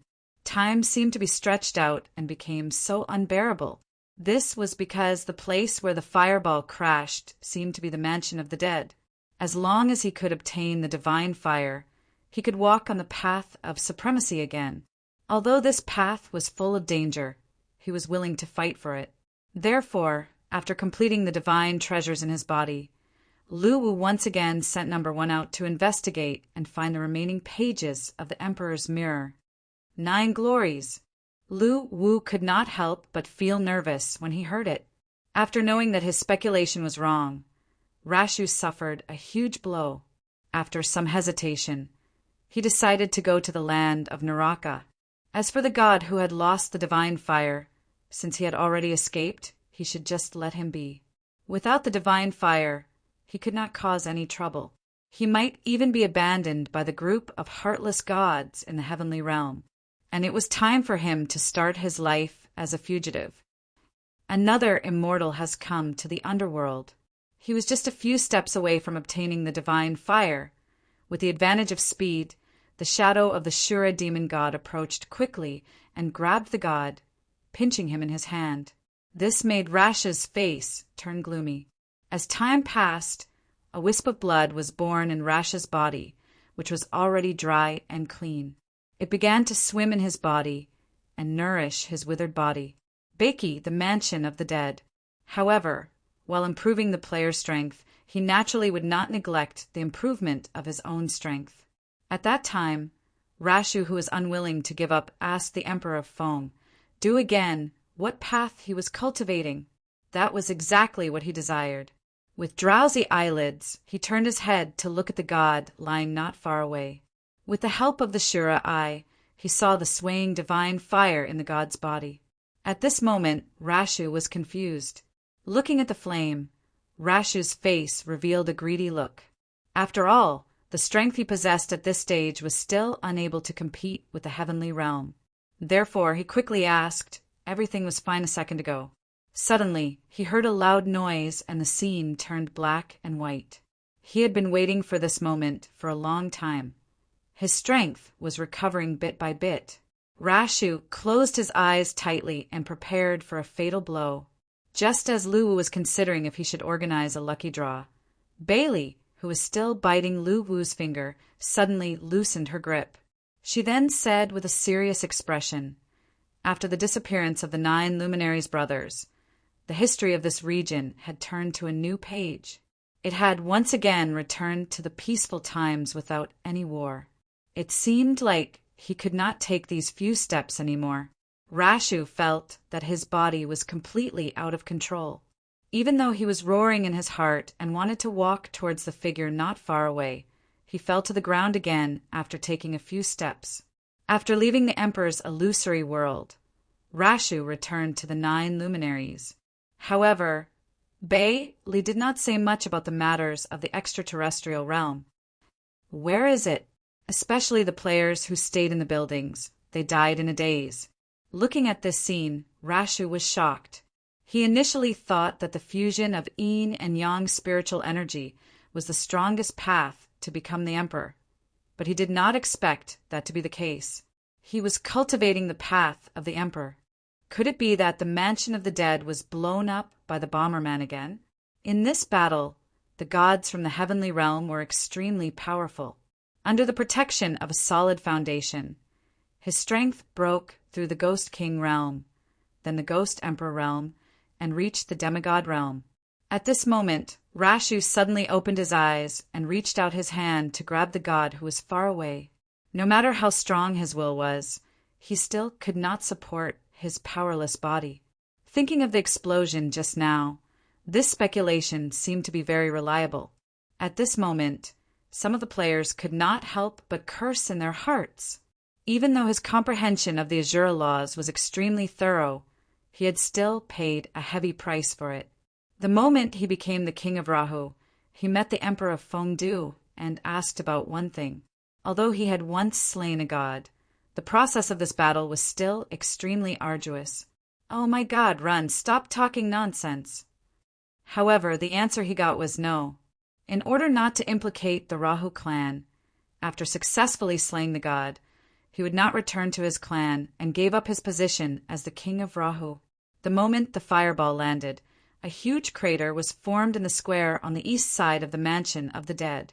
The surrounding buildings were destroyed beyond recognition, and a large number of players were killed in the safe zone. As the divine fire and his body were violently repelling each other, Rasha began to think about his next step. Believe it or not, this is a new expansion pack, the precursor of an alien invasion. When this meteor lands, the new expansion pack will be activated. After that, he became the king of Rahu and was successfully crowned, receiving the blessings of the great emperor. As if caused by the falling meteorite, the ground on the west side of the land of the 9 luminaries cracked and formed a huge crater. Magma gushed out from the crack, and everything around was destroyed. There was no sign of life, and it was a scene of doomsday. In his opinion, after being deprived of the divine fire, even if he was a god, he would not have any power and would be equivalent to an ordinary person. He should not be able to resist at all. This naturally caused a lot of dissatisfaction among the players. Therefore, before the Smoke Dragon clan arrived, the players would often go to the land of the 9 luminaries to steal things. The reason why Rashu did not kill him after depriving him of the divine fire was to prevent his death from alarming the gods in the heavenly realm and causing another heavenly god to descend. When Rashu reached out to grab the fireball, he finally could not help but laugh out loud. As Rashu's voice fell, the shadow of the Shura demon god transformed into a crimson blade and pierced into the god's body. As the tip of the blade pierced through the barrier, it also brought out a golden dancing flame. However, his body was at its limit, and he fell to the ground after taking a few steps. A figure was standing in the center of the area. His body was moving up and down, and he was panting heavily. Lu Wu did not ask much about this, but he knew that the players were his trump card and also his weapon to fight against any forces. Even if he was deprived of the divine fire, he should not die so easily. He should still have a chance of survival. So why did his chance of survival disappear at this moment? Wait, did you guys notice? This fireball seems to be coming towards us. You're dead. Boom. Chapter 5:15. The players who were unaware of the situation and accidentally died were completely shocked by their own guesses.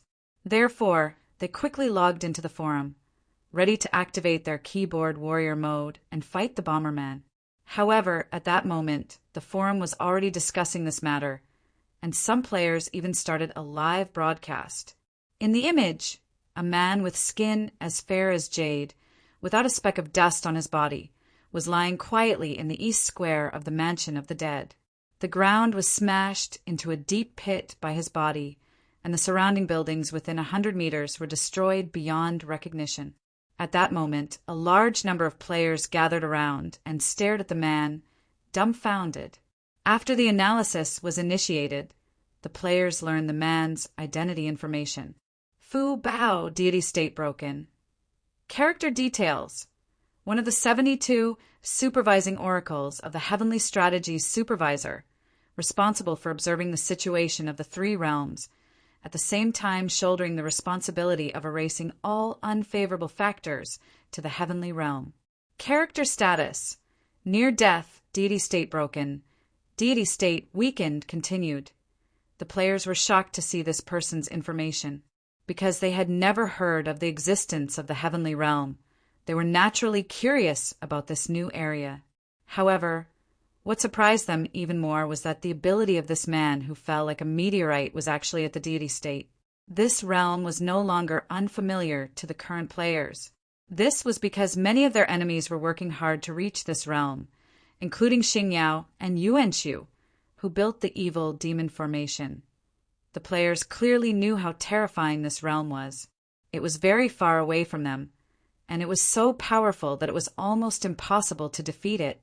Therefore, the players were naturally curious to see a powerhouse who had reached the deity state for the first time. Why don't we kill him? Will we directly level up to 100, or will we get countless soul coins? Don't! This guy looks like a good person. Can you tell a good person by looking at his face? Then, who can I complain to if I'm ugly? Stop arguing. Let's wait for him to wake up first. Then we'll talk about compensation. He smashed many things, so let's talk about compensation first, then how to deal with it. I suspect this guy has something good.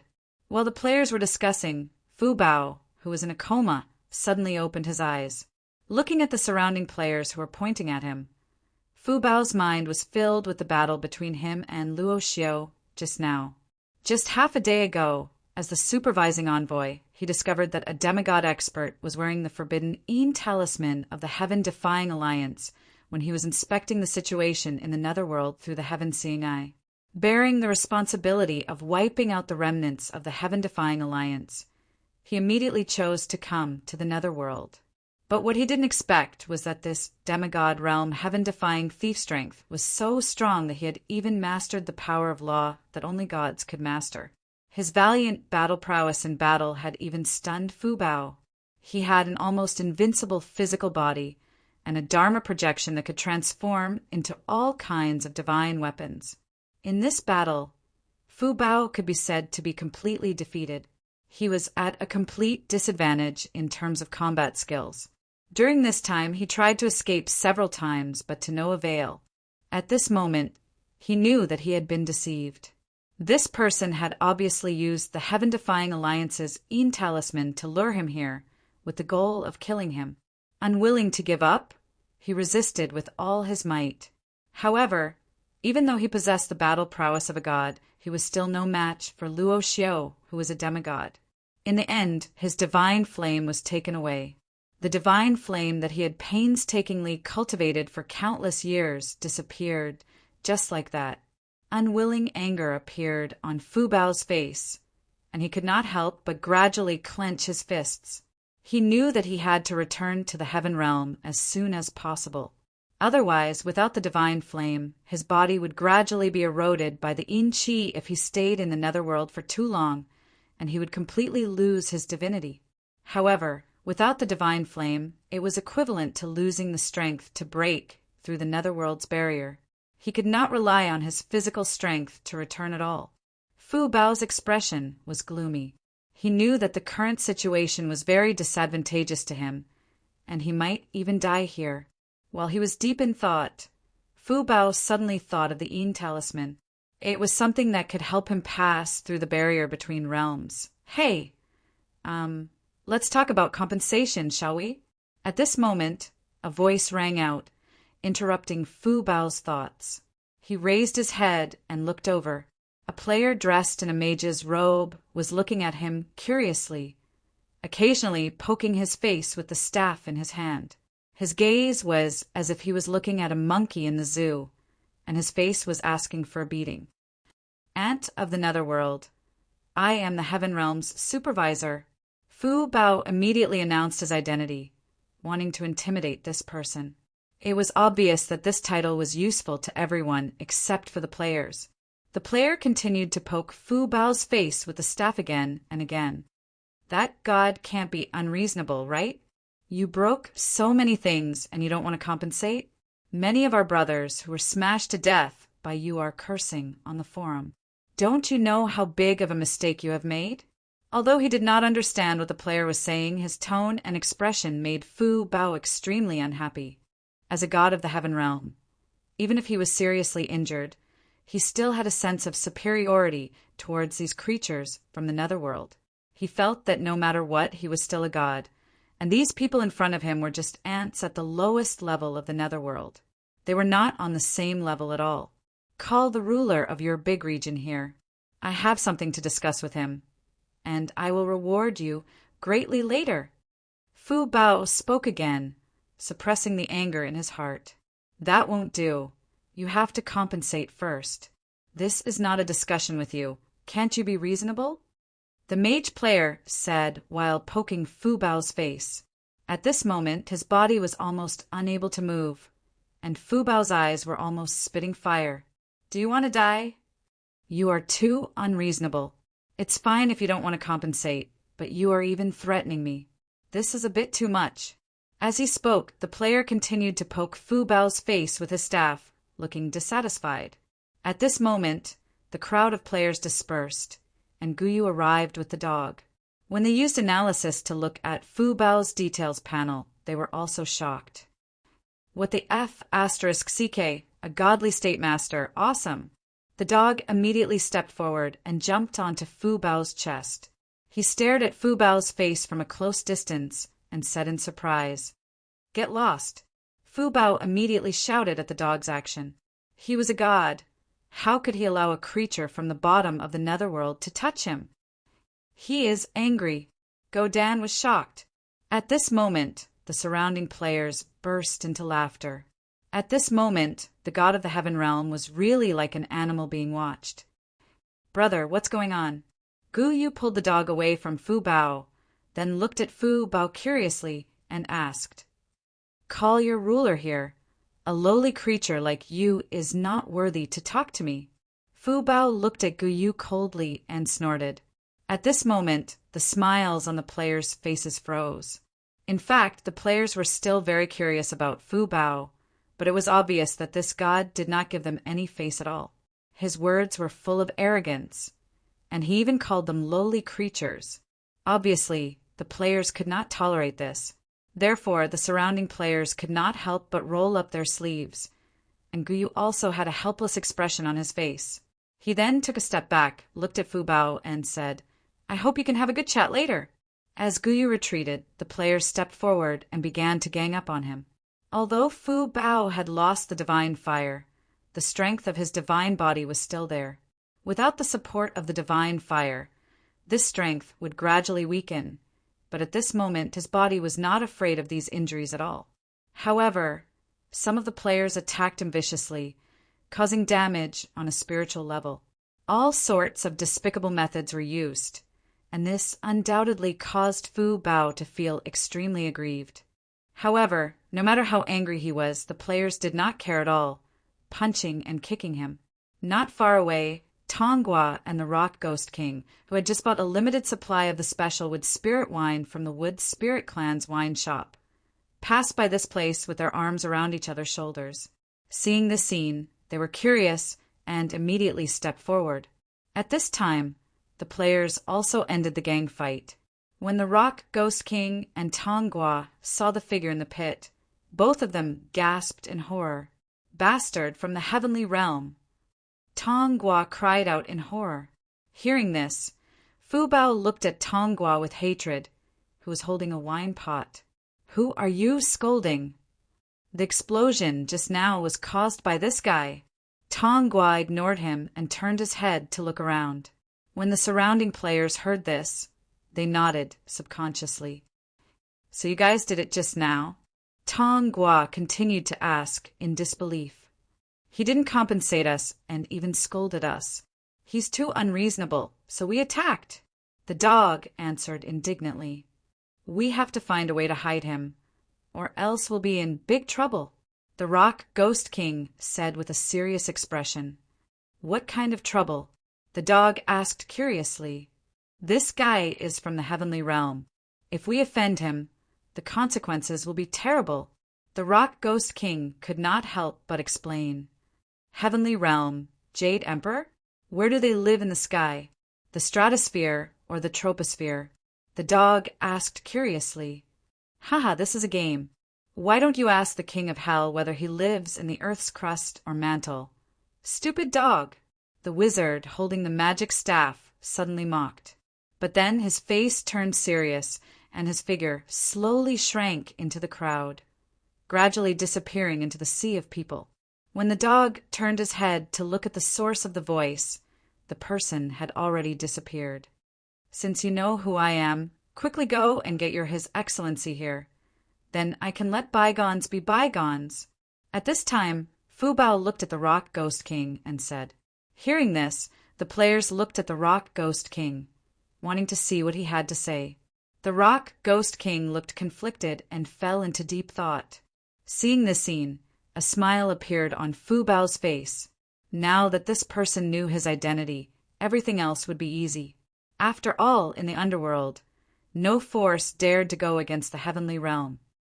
Why don't we find a place to dig a hole and bury him, to prevent this guy from being discovered? At this time, the Rock Ghost King suddenly said, "Yes, bury him, and set up a few more layers of barriers just to be safe." Tongua also chimed in at this time. The Rock Ghost King and Tonggua's answers stunned Fu Bao. At this moment, he suddenly felt that the idea of revenge in the underworld had been revived. If it was a member of the heaven-defying alliance, he could understand. After all, this group of people always wanted to defeat the heavenly realm, and it was not the first time that they had killed the gods of the heavenly realm. But now, ordinary forces in the underworld had the idea of going against the heavenly realm, which was difficult for him to understand. "Do you know the consequences of doing this?" Thinking of this, Fu Bao, who was panicking, immediately spoke up. Of course we do. So don't we have to set up a few more layers of barriers and bury you tightly? Tong Gua chuckled. Hearing this, the players looked at each other, then looked at Fu Bao with evil intentions. At this moment, Fu Bao felt aggrieved and panicked. Chapter 516. The appearance of the talisman did not just alarm the players. Even Lu Wu and Bei Li, who were behind the scenes, were surprised. Lu Wu and Bei Li watched the entire battle between Luo Xiao and Fu Bao with the help of the artifact. This battle could really be described as world-shaking. Luo Xiao's strength was countless times stronger than when he defeated Xing Yao back then. It could be said that he had been suppressing Fu Bao the entire time.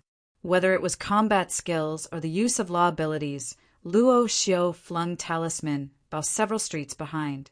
Fu Bao, on the other hand, could only rely on his divine body that had ignited his divine fire, as well as his incredible recovery speed. But even then, Luo Xiao still reached the point of being like a dried-up lamp in the end, and he was forced by the extremely strong recovery ability of the talisman treasure to the point he practically lost all his combat strength. Lu Wu had been watching the entire battle. Even though Luo Xiao was not a member of the Heaven-Defying Alliance and had nothing to do with him, Lu Wu knew that Luo Xiao was not a member of the Heaven-Defying Alliance. Even so, Lu Wu was still on Luo Xiao's side. After all, the Heaven Realm was also his enemy. In the end, when Rashu succeeded in slaying the god, Lu Wu was very pleased. However, when the escaping talisman fell into the mansion of the dead, Lu Wu was shocked. Destroying the eastern plaza of the Mansion of the Dead was a small matter. But the problem was that this fellow was a ticking time bomb. A deity had mysteriously disappeared. When the time came, the Heaven Realm would definitely find out and come to investigate. Although Lu Wu was delighted to see the players ganging up on each other, he also sensed the danger afterward. His current strength was obviously unable to contend against the Heaven Realm. If he were to start a war with the Heaven Realm because of the talisman treasure, then he would suffer a great loss. It could be said that the talisman was now a ticking time bomb. If it exploded, the power would be more terrifying than the one that destroyed the underworld. However, the good thing was that the talisman no longer had the divine flame. It would not be easy for the Heaven Realm's powers to find him. At this moment, Tong Gua, Rock Ghost King, and the others were already thinking about how to deal with the talisman treasure. Tong Gua's forging room. Guyu, Lu Chai, Sun Chi, Tong Gua, the Rock Ghost King, and Xiao Tian were staring at the talisman treasure lying on the ground with serious expressions. Big Goose, is it really as scary as you say? At this moment, the dog turned his head and looked at Tong Gua with fear. Upon hearing this, Tong Gua slapped the dog to the ground. Call me Big Goose one more time, and I'll cripple you, stupid dog. The dog got up from the ground and turned his head to look at Tong Gua, waiting for his answer. The forces of the heavenly realm are far more powerful than any of the forces that you have come into contact with. As for how powerful they are, let me give you an example. If all of the forces in the underworld were to join forces and fight against the forces of the heavenly realm, they would definitely emerge victorious, even though they would suffer heavy losses. Tong Gua explained with a solemn expression. Let's kill him. Go, Z said without hesitation. A hint of disdain flashed across Tong Gua's eyes as he looked at the dog. Even though he doesn't have his divine flame and his body is deteriorating, he isn't weak to the point where we can break through his defenses. Do you think he's that easy to kill? Really? Gozi was suspicious. Go ahead and bite it. Tong Gua could not help but roll his eyes. Driven by curiosity, Guzi walked to the side of the talisman and bared his teeth. What do you want to do? Fu Bao rebuked angrily. I'm just baring my teeth. Look at how scared you are. Sun Chi had a look of disdain on his face as he walked back to Guyu's side. Why don't you try biting it? Guyu could not help but tease him. Upon hearing this, Guzi showed a look of resentment. He was not a dog. What was there to bite? It was infuriating. So, what should we do with this guy now? Lu Chai could not help but ask. Send me back to the heavenly realm, and I'll let bygones be bygones." Fu Bao, who was lying on the ground, quickly said. Everyone ignored Fu Bao's request and continued to discuss among themselves. During the discussion, each of them put forward their own ideas. Xiao Tian suggested sending him to the depths of the ocean and then setting up a water prison to imprison him. The Rock Ghost King suggested burying him in the glacier to the south of Beiki and freezing him for eternity. Tong Gua suggested stuffing him into the forging furnace and refining him bit by bit to forge an artifact. Fu Bao was frightened by the suggestions and felt that his future was bleak. This was worse than being killed. Even though he had never experienced the feeling of being sealed, Fu Bao still felt unbearable just thinking about it. Enduring the ravages of time in a dark space without any daylight was too cruel. What do you think? Which suggestion is better? Tong Gua turned to look at Guyu and Lu Chai. Guyu nodded. I think we can do whatever we want with him. However, if he can be refined into an artifact, then it'll be equivalent to maximizing the benefits. I think this is feasible. No, this method is also the most dangerous.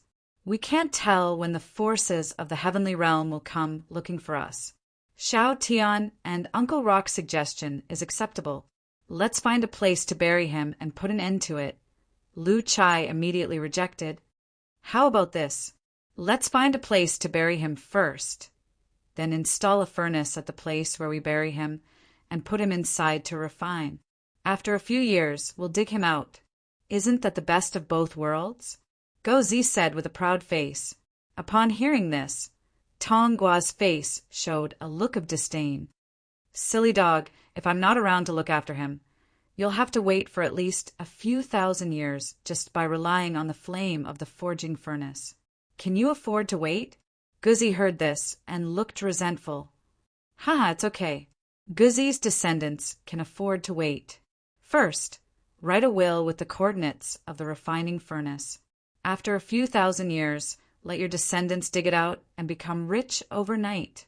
Lu Chai could not help but laugh. That's enough. At this moment, Fu Bao finally could not stand it anymore. Listening to their conversation about refining and burying, Fu Bao felt that his spirit was being destroyed. If you don't want to be found by the forces of the heavenly realm, why don't you just kill me? Fu Bao immediately rebuked. Do you think we don't want to? Isn't it because we can't kill you? What suggestions do you have? Tong Gua could not help but curl his lips. Fu Bao's words were really awkward. Asking himself if there was a way to kill him, he really did not want to answer this question. Compared to being sealed and enduring endless loneliness, he would rather choose death.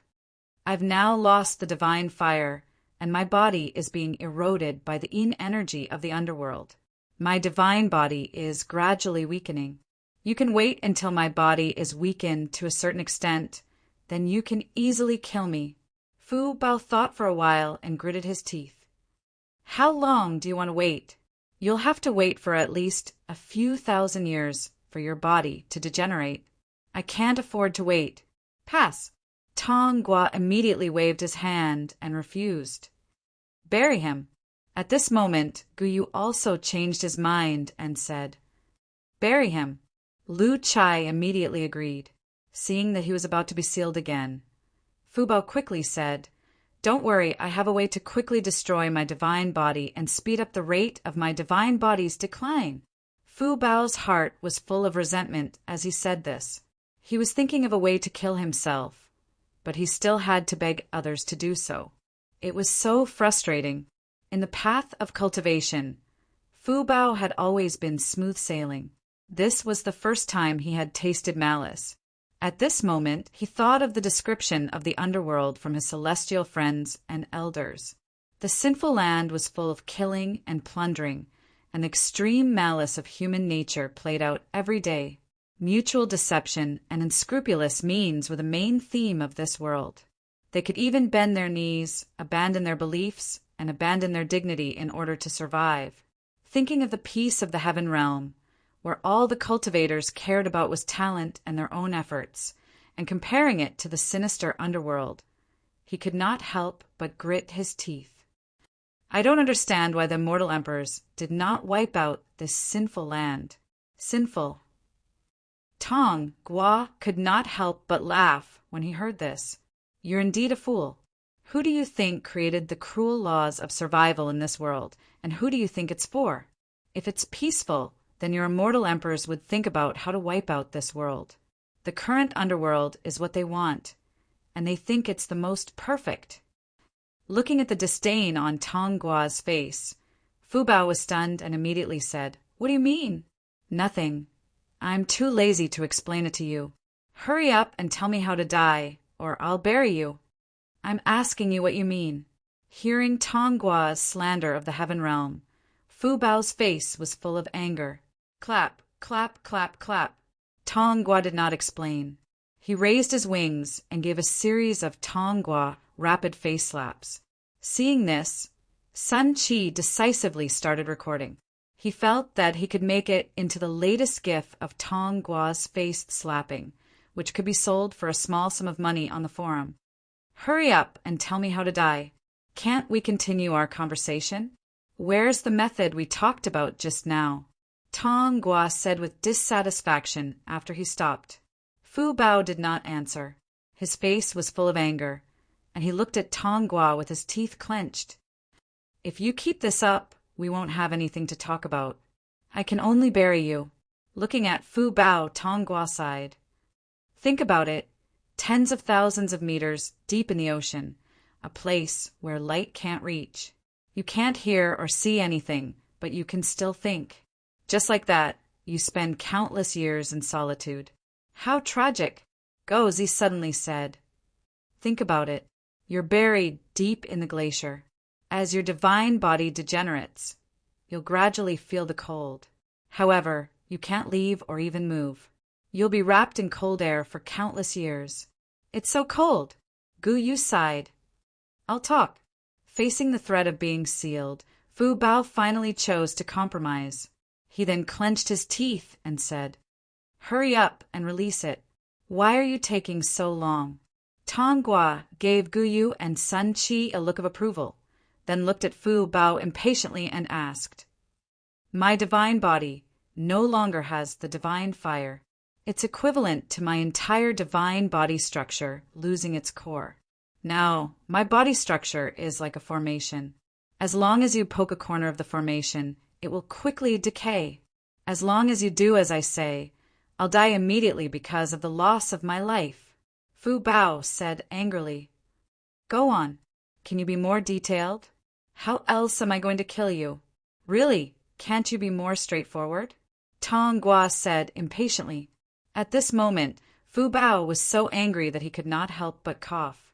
Not only did Tong Gua ask him to provide the method of death, but he also showed an impatient attitude and was full of malice. His words even destroyed his nerves from time to time. Fu Bao felt that he had never felt this aggrieved when he fought Luoxiao. At this moment, Fu Bao wished that his strength could be restored. Even if it was only for a second, he would definitely slap this arrogant goose to death. Chapter 517. In the Arctic abyss to the south of Baiki. In the deepest part of the barrier, the territory of the Isis clan, which originally belonged to the Isis clan, was now covered in snow, and it was completely silent. In front of the cliff behind the Ice Snow clan's territory, a formation was slowly forming. It was Tong Gua and the Rock Ghost King who had drawn the formation. According to Fu Bao, he had a way to poke his god body to make his god power leave quickly, and this formation was to destroy the negative energy formation in his body. Tong Gua and the Rock Ghost King were still skeptical about this. Therefore, they chose the Ice Snow clan's territory, which had a shielding barrier. This territory was the Ice Snow clan's place of refuge.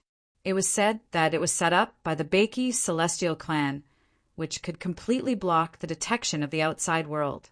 Naturally, they did not have to worry about being discovered by the Heaven Realm if they set up a formation here. Tong Gua and the Rock Ghost King racked their brains to ensure that the divine body would not go to waste, because setting up this formation was simply too difficult. Although Fu Bao would give them pointers from time to time, Tongwa and the Rock Ghost King still felt that it was not something that the celestial crane tree could do. The complexity of the formation was beyond their imagination. Fortunately, they did not need many materials. Otherwise, Tongwa and the Rock Ghost King would not want to waste any more time. They would just find a place to bury the treasure talisman. Compared to Tongwa and the Rock Ghost King, Fu Bao was suffering more. It had only been a day since he arrived in the underworld. First, he was beaten up by Luo Xiao. Then his godly fire was taken away. Then he encountered a group of hooligans, especially that arrogant goose, who was inhumane. Now he had to instruct the goose on how to set up a formation to kill him. If it was a few days ago, Fu Bao would have never believed that he would be in such a miserable state. In his opinion, the worst that could happen to him was to be stripped of his position and become a wandering god in the heavenly realm. It wasn't until he descended to the underworld yesterday that he realized what it meant to be a god who descended to the underworld, being bullied by geese. However, in order not to be sealed, he still chose death. Was it cowardice? He admitted that he was weak. In reality, his mentality had already changed the moment the divine flame had been taken away from him. Disappointment, regret, hatred, and abandonment, various negative emotions intertwined in his heart, causing him to feel lost and at the same time want to escape. Moreover, he knew very well how painful it was to be sealed. He had once read the mysterious sky sealing record, so he knew many examples of once illustrious gods who had been ravaged by time in the seal. According to what his master had said, if one day he was going to be sealed for countless years, choosing death at that moment might be the best release. Therefore, he chose death in order to escape the destruction of the seal. Even though he felt aggrieved, he still gritted his teeth and directed Tongwa to arrange the melting formation that was completely opposite to his own divine body. Time slowly passed, and when the last line of the array formation was completed, a purple light flowed from the end of the array formation to the center area. When all the lines of the array formation were lit up, a semicircular purple energy shield covered the inside of the array formation. At this moment, Fu Bao could clearly feel his divine body weakening even faster. Phew, it's finally done. This was too difficult. Tongwa stretched out his wings and wiped the sweat off his forehead as he looked at the formation. Is this thing reliable? Looking at Fu Bao imprisoned in the center of the formation, the Rock Ghost King could not help but frown. I don't know. According to him, even with the melting formation, it would take about half a year to break his divine body. We still have to wait, but this is the Ice Snow Clan's territory, and he's already imprisoned. Don't worry. Tongwa laughed loudly. I didn't expect to have the chance to kill a god from the heaven realm. My life was worth it. The Rock Ghost King also laughed. Let's celebrate. Let's go back and have a drink. Let's go, your treat. Thus, the tree and the crane put their arms around each other's shoulders and started walking back to the mansion of the dead. As for the safety of the Ice Snow Clan's territory, they were very assured. Back then, the Heaven Realm had been searching for so long without finding this place, so they had nothing to worry about. As for Fu Bao, they had no pity in their hearts. This was because every life in the underworld hated the Heaven Realm, but this hatred had always been suppressed in the bottom of their hearts. After Tongwa and the Rock Ghost King left, the surroundings fell into silence. Fu Bao lay on the ground, looking up at the sky without a trace of emotion on his face. The sky was a vast expanse of whiteness, and feather-like snowflakes drifted down from the sky, sprinkling down. Listening to the faint whistling of the wind in his ears, Fu Bao actually felt a chill at this moment. This chill did not come from the feedback of his body, but from the fear in his heart. He tried hard to suppress this emotion, but the fear still spread and flowed uncontrollably from the bottom of his heart. I am a god, a noble heaven realm god. Fu Bao comforted himself and encouraged himself. However, in this cold and silent ice snow world, who would see his fake courage? In the end, he gave up on comforting himself and lay quietly on the ground, feeling the divine power in his body drain away. He had grown up in a comfortable environment since he was a child, and the concept that he had received from a young age was the dangers of the underworld, as well as the nobility of the heaven realm. This time he had fallen into the hands of the creatures of the underworld, and it was difficult for him to accept such a way of dying. At this moment, Fu Bao's heart was filled with extreme resentment towards the underworld. He hated this dark world, hated all the creatures that lived in this world, and hoped that this world would be destroyed. At this moment, a figure appeared beside him. This person's face was blurred, and his whole body was shrouded in shadows. His appearance suddenly shocked Fu Bao. "You think that this world should not exist?" A hoarse voice came from the black shadow. "Yes, it should not exist, it should all die." Fu Bao replied through gritted teeth. "Why?" the person continued to ask. "Despicable survival rules, irredeemable roots. Just as the seniors said, this world is beyond cure, and it has already decayed." Fu Bao answered without hesitation. "Decay. My thoughts are the opposite of yours. I feel that this world is glowing with a brand new life. I see the despicableness and decay that you speak of in you. If all the gods in the heavenly realm are as weak as you, then the heavenly realm is really beyond cure." Bullsh *T. Fu Bao immediately rebuked. Slap. Lu Wu slapped Fu Bao's face. "Isn't your cowardice, your fear, and your choice to submit the truth? Although the survival rules in this world under my feet are cruel, I have seen many ambitious warriors who would rather die than submit. Even if they die in battle, they will not be as weak as you and beg for death. Do you know why you are no match for Luo Xiao? He is only a demigod, and you are a god who has ignited the divine fire. You should have the absolute advantage, but when you face him, it is so difficult for you to even resist. You can only rely on the recovery ability of your divine body to hold on." Fu Bao was furious when he heard this. Just as he was about to reply, Lu Wu spoke again. "Because Luo Xiao is a warrior who killed his way out of a mountain of corpses and a sea of blood. He has been studying how to survive his whole life, so he needs to constantly break through his own limits to improve his combat skills, improve and improve. And you are just a flower in a greenhouse. How can you compare to him? Any of his life and death experiences might be enough to defeat you. A piece of trash. In fact, he even has the courage to start all over again, while all you are relying on is that divine flame that was taken away from you. Without him, you are nothing. You are weak to the bone, and you are essentially a sheep. How can you contend against a vicious wolf? If there are two creatures with the same strength, why would one of them become a mount?" Lu Wu suddenly asked. I don't know. Because of personality, because of the nature, because one has the heart of a powerhouse. Even if they have the same strength, the other can still command you who has the same strength. This is the difference. Doesn't this coincidentally show the evil of this world? If there is peace, why would they fight so hard? Fu Bao immediately retorted. "Who do you think caused all of this? Is this the world itself like this? If it was possible, who would be willing to suffer for tens of thousands of years just to prolong the life of a dying beauty? If it was possible, who would be willing to lead the young and old of the fishing village out of the fishing village to face the cruel laws of survival? If it was possible, who would be willing to bring a few brothers to join the army and fight for the future?" While he was angrily rebuking, the 9 luminaries' brothers, Sangshu, the Sea King, and the others appeared in Lu Wu's mind in this world, who would be willing to live in fear, just like what Xing Yao once told his brothers. "No force can survive for long.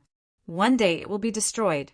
This sentence expressed the sadness behind all the forces in the underworld, including the extremely powerful forces that ruled over part of the world. None of this was what they wanted, but they had to face it. Fu Bao only said that the cruel laws of survival were despicable, but he did not understand the bitterness and struggle behind the cruel laws of survival. Moreover, none of this was what they wanted. "I know you don't understand. Take a look and see how noble you think the heaven realm is. As Lu Wu's voice trailed off, the artifact was activated. Countless images flashed across Fu Bao's mind like a slideshow. At this moment, Fu Bao saw a girl with a sweet smile. Her name was Xian Ku, and she came to the underworld from the heaven realm. This scene came from Sangshu. At this moment, Fu Bao seemed to have become Sangshu, and he began to experience the path that Sangshu had once walked. He wanted to see the true different side of the so-called cruel laws of survival. As he learned more, Fu Bao was gradually shocked. However, he still had his stubbornness in his heart. He still held on to the pride of the heaven realm until he saw the deal between Sangshu and the gods of the heaven realm. What this man did to keep a woman from the heaven realm alive deeply shocked Fu Bao. When the gods of the heaven realm mercilessly chose to abandon Xian Ku, only Sangshu, who he thought had grown up step by step in a despicable way, was still holding on. He was even willing to go against the heavens by himself. At this moment, Fu Bao felt as if something in his heart was broken. Everything seemed to be different from what he knew, and elders never said that you are just an ordinary god. What you know is what others want you to know. In this world, everyone knows the truth of the cruel laws of survival, but they have no other choice. It's fake, I don't believe you, you can't fool me. Fu Bao suddenly glared at Lu Wu and said angrily, "Some things, if you don't experience them, you will never know the truth. How about this, let's make a bet." Lu Wu looked at Fu Bao and said with a smile, "What do you want to bet?" Fu Bao asked with a ferocious expression, "Bet on whether you will be abandoned after your divine body breaks." Chapter 5:18. Hearing Lu Wu's words, he answered Fu Bao without hesitation, "Bet, what are you going to do?" As he said this, Xian Ku's experience flashed across Fu Bao's mind, but he chose to block out all the images and stick to his idea.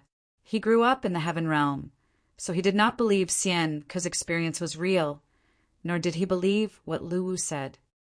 "All right then, I will modify you so that you will not be able to speak of my existence and the things I don't want you to say. You just have to wait, they will come."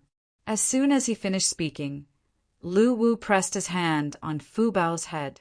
At the same time, Bei Li, who was in the artifact space, began to burn her soul power to modify Fu Bao and inject the taboo. Although he had lost the divine fire, Fu Bao's body was still terrifyingly strong. This process lasted for a full 4 hours before it ended. Next, Lu Wu's soul power began to catalyze the formation under his feet, speeding up the loss of divine power in Fu Bao's body. At this moment, Fu Bao's eyes widened because he could clearly feel his body deteriorating, and he felt himself getting weaker and weaker. The moment his divine body was broken, Fu Bao could not help but vomit blood, looking dispirited. Although he knew that this day would come sooner or later in the formation, Fu Bao was still full of resentment when his divine body was broken. He had spent countless years cultivating to the divine state, but now it was all gone. "This is your so-called bet." Fu Bao looked at Lu Wu and gritted his teeth. Hearing this, Lu Wu waved his hand and dispelled the formation on the ground. He looked at the dispirited Fu Bao and said, "Don't worry, what you want will come soon." Looking at the pale-faced talisman Bao, who was shivering in the cold wind, Lu Wu thought for a moment. He extended his hand and injected some soul power into Talisman Bao's body to sustain his last breath of life. After that, Lu Wu walked out of the Ice Snow Clan's territory with Fu Bao, then took out Ain Talisman from the artifact, which was the symbol of the heaven-defying alliance that belonged to the North Sea. After waiting for about a minute, Lu Wu's figure flashed and disappeared, entering the artifact space. This was because the enemy that was coming was not something he could handle with his current strength. Only Fu Bao was left shivering in the cold wind. At this moment, his divine body was broken, and the Yin energy was corroding his body. He looked as miserable as one could imagine. He stared blankly in the direction where Lu Wu had disappeared. Until now, he still did not understand what this so-called bet was.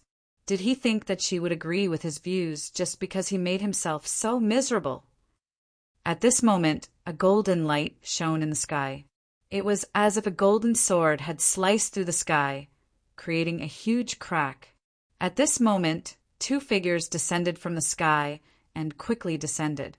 Seeing this scene, Fu Bao's face revealed an indescribable surprise. He knew he was saved. At this moment, these few figures were heading towards the talisman Bao. In the blink of an eye, they arrived beside the talisman Bao. "Master!" Fu Bao couldn't help but exclaim when he saw the old man leading the group. He did not expect that the person who came was his master. At this moment, he was even more certain that everything Lu Wu said was false. How could they abandon him? Meanwhile, the green-robed old man's figure flashed and appeared by Fu Bao's side, and he asked with a serious expression, "Why are you here?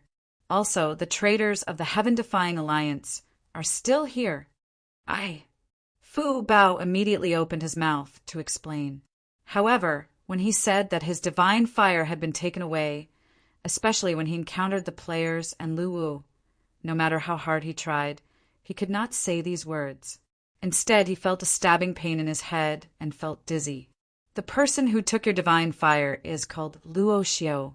Although he is not a member of the Heaven-Defying Alliance, he is also on the kill list. After your divine fire was taken away, we noticed him and have started to hunt him down. As for you, we thought you were dead. I didn't expect you to still be alive. I am very pleased," the old man said with a smile. However, when his hand touched the talisman Bao, his expression suddenly changed. His body was empty and devoid of divine power. All that was left was the wisps of Yin energy that had seeped into his body. "Master, my divine body is broken," Fu Bao said bitterly, thinking that his master was worried about him. "Not only is your divine body broken, but most importantly, your body has been penetrated by Yin energy." At this moment, the man standing beside the green-robed old man with a sword said, "What a pity. Fu Bao was a good seedling and had the chance to become a celestial master." The green-robed old man said with a long sigh, "Master, I can cultivate again. I still have a chance." Fu Bao said immediately, thinking that his master was worried about him, "There is no hope. The Yin energy has entered your body. Under such circumstances, there is only one way for you to cultivate." The man who had spoken earlier continued, "What is it?" Fu Bao asked immediately. "First cultivate to the ghost realm, then kill the gods and take away the divine fire. Otherwise, you will not be able to cultivate the celestial method." The man said disdainfully, "Bao! I didn't expect you to encounter such a situation." "Sigh." The green-robed man sighed again. "Master, take me back first. It's so cold here." Fu Bao said bitterly, having suffered a blow to his heart. Before Fu Bao's master could reply, the man with a sword said again, "You still want to go back? Do you really think you are still a person from the heavenly realm? Now that the Yin energy has entered your body, you can't go back." Hearing this, Fu Bao was terrified and quickly turned to look at his master. However, what he got was not comfort from his master, but a cold gaze. "Master, Bao, don't blame me. If I take you back, how will others look at me? You don't belong to the heavenly realm anymore. Just live on." At this moment, a scene appeared in Fu Bao's mind. In the scene, the immortal Sir from the heavenly realm rejected Songshu's request heartlessly. His cold gaze was like a sharp sword, piercing and sharp. It was a very similar scene. He had followed his master for 800,000 years. He had always regarded his master as his family. He did not expect that his most trusted family would abandon him because of a fake reputation. The snowstorm around him did not seem to be as cold anymore. The coldest thing was his master's words, which completely shattered the determination in his heart. His master was immortal Sir Qing Mo, a powerhouse who had participated in the Battle of the Three Realms. Everything he knew was taught and taught by his master. Therefore, he trusted his master very much. Everything he said was the truth. However, at this moment, The truth shattered his fantasy. His master once said, "The heavenly realm sent troops to suppress the rebellion in the underworld." The sinful land should have been wiped out, but the immortal emperor was merciful and did not want it in that sinful land. Everyone was cruel and bloodthirsty. They would do anything for their own benefit, but the people in the heavenly realm valued relationships. All of this seemed so fake to Fu Bao. How about a bet? A bet on whether you will be abandoned. It turns out that he already knew the result of this bet, because everything I thought was wrong. The stubbornness in his heart completely shattered. Fu Bao looked at his master with a pleading face and begged, "Master, I don't want to stay here. I'm your disciple. I want to go back. I have many disciples. From now on, your name is removed." The green-robed old man took a deep breath and said coldly. After saying that, the green-robed old man withdrew his hand and ignored Fu Bao on the ground. He turned around and flew into the sky with his companions. Fu Bao was left lying on the ground in despair. Chapter 519. Fu Bao's faith collapsed at this moment. "I have many disciples. From now on, you are removed from the list." This sentence was like a merciless dagger that ruthlessly pierced through his last perseverance. Yes, you have thousands of disciples. How could you lack a useless person like me, whose divine body was destroyed? At this moment, Fu Bao thought of what Luo Xiu said when he fought with him. When you become a celestial master, you will know how ridiculous the truth is. By then you will either integrate into it or be rejected or even killed. Talking about justice with me now is just **T. At that time, he did not understand what Luo Xiu meant. He did not understand the truth that could only be known after becoming a celestial master. He did not understand what it meant to integrate or be rejected. Now he finally understood. When the truth puts on a mask of hypocrisy, the moment it reveals its true face is always extremely cruel. Would they either integrate or be abandoned?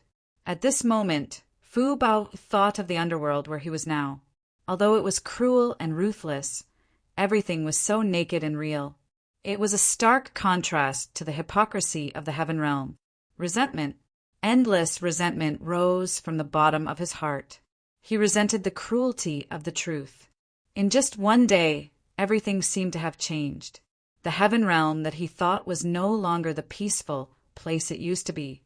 There were too many hypocritical, sanctimonious people in it. But now he was not even qualified to integrate into it. At this moment, the helplessness and struggle in his heart turned into resentment. However, he was powerless to resist. He had lost everything.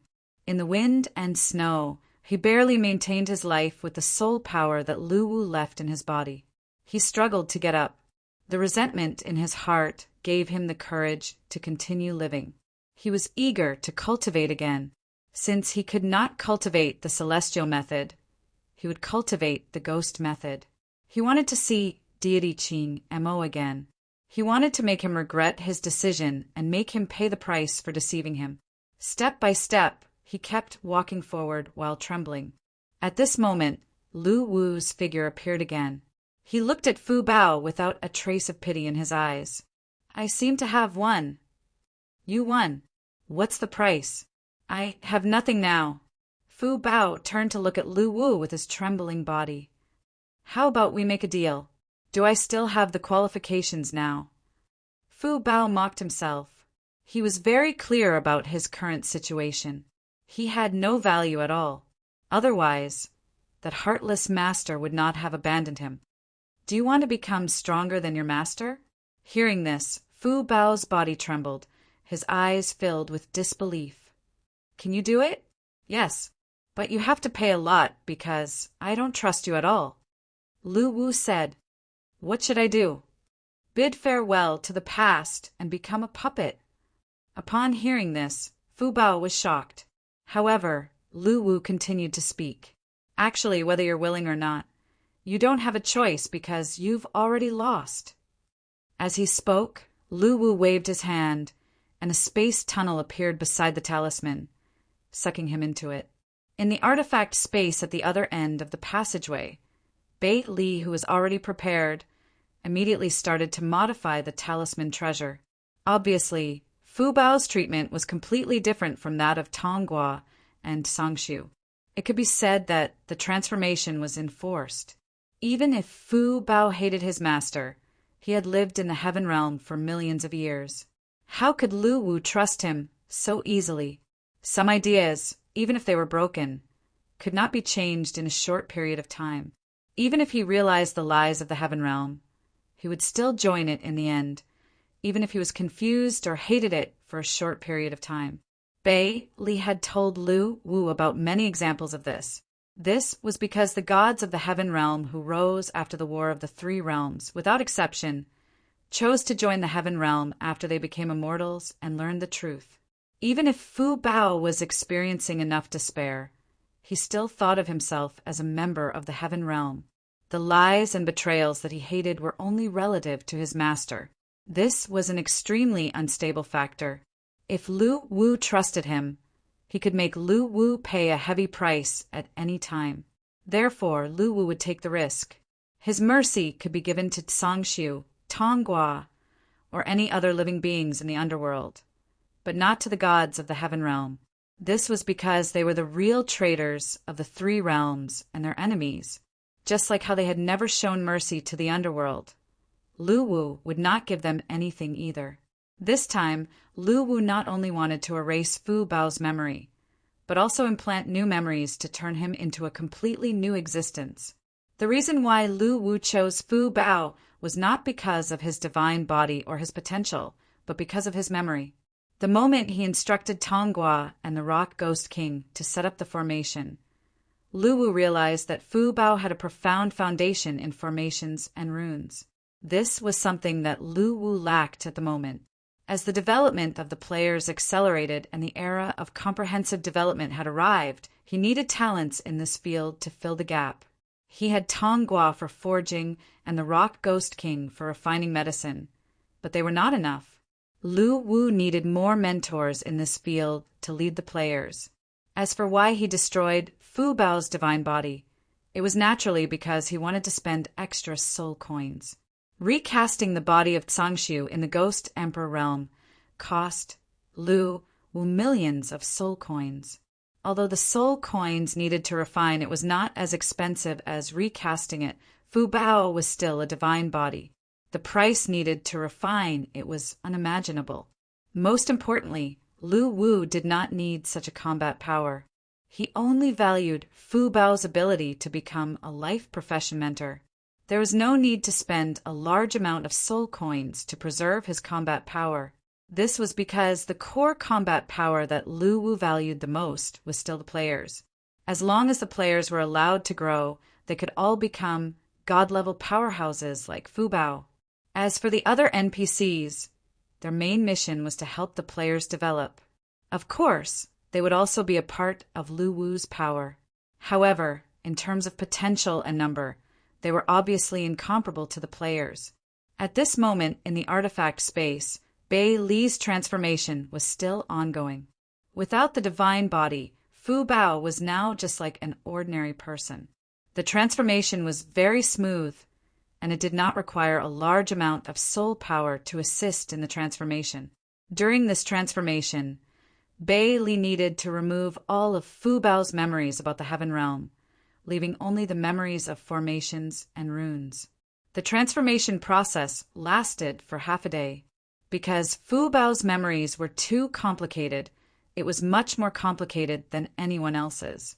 When the transformation was completed, Bei Li was so tired that she collapsed on the ground.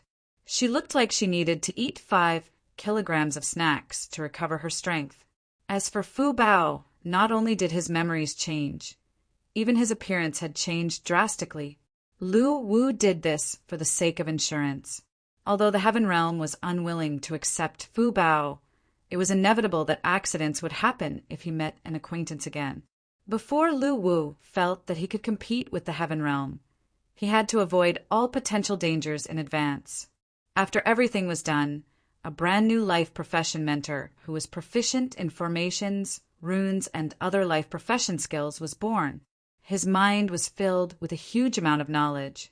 Looking at Fu Bao, who was standing still with a slightly confused expression, Lu Wu nodded his head in satisfaction. He decided to transfer him to Africa to open up wastelands. Chapter 5:20. Serengeti, Savannah. The hot sun was burning the earth, and under the blue sky, the huge wildebeest team was migrating north. July to September every year was the transition between the rainy season and the dry season in the East African grasslands.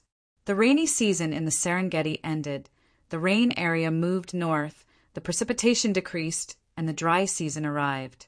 This caused the Serengeti grasslands to gradually become a wasteland, and herbivores, including wildebeest, faced a growing survival crisis. At this time, the Masai Mara Nature Reserve in northern Kenya was in the rainy season, making this place the Garden of Eden of the entire East African grasslands.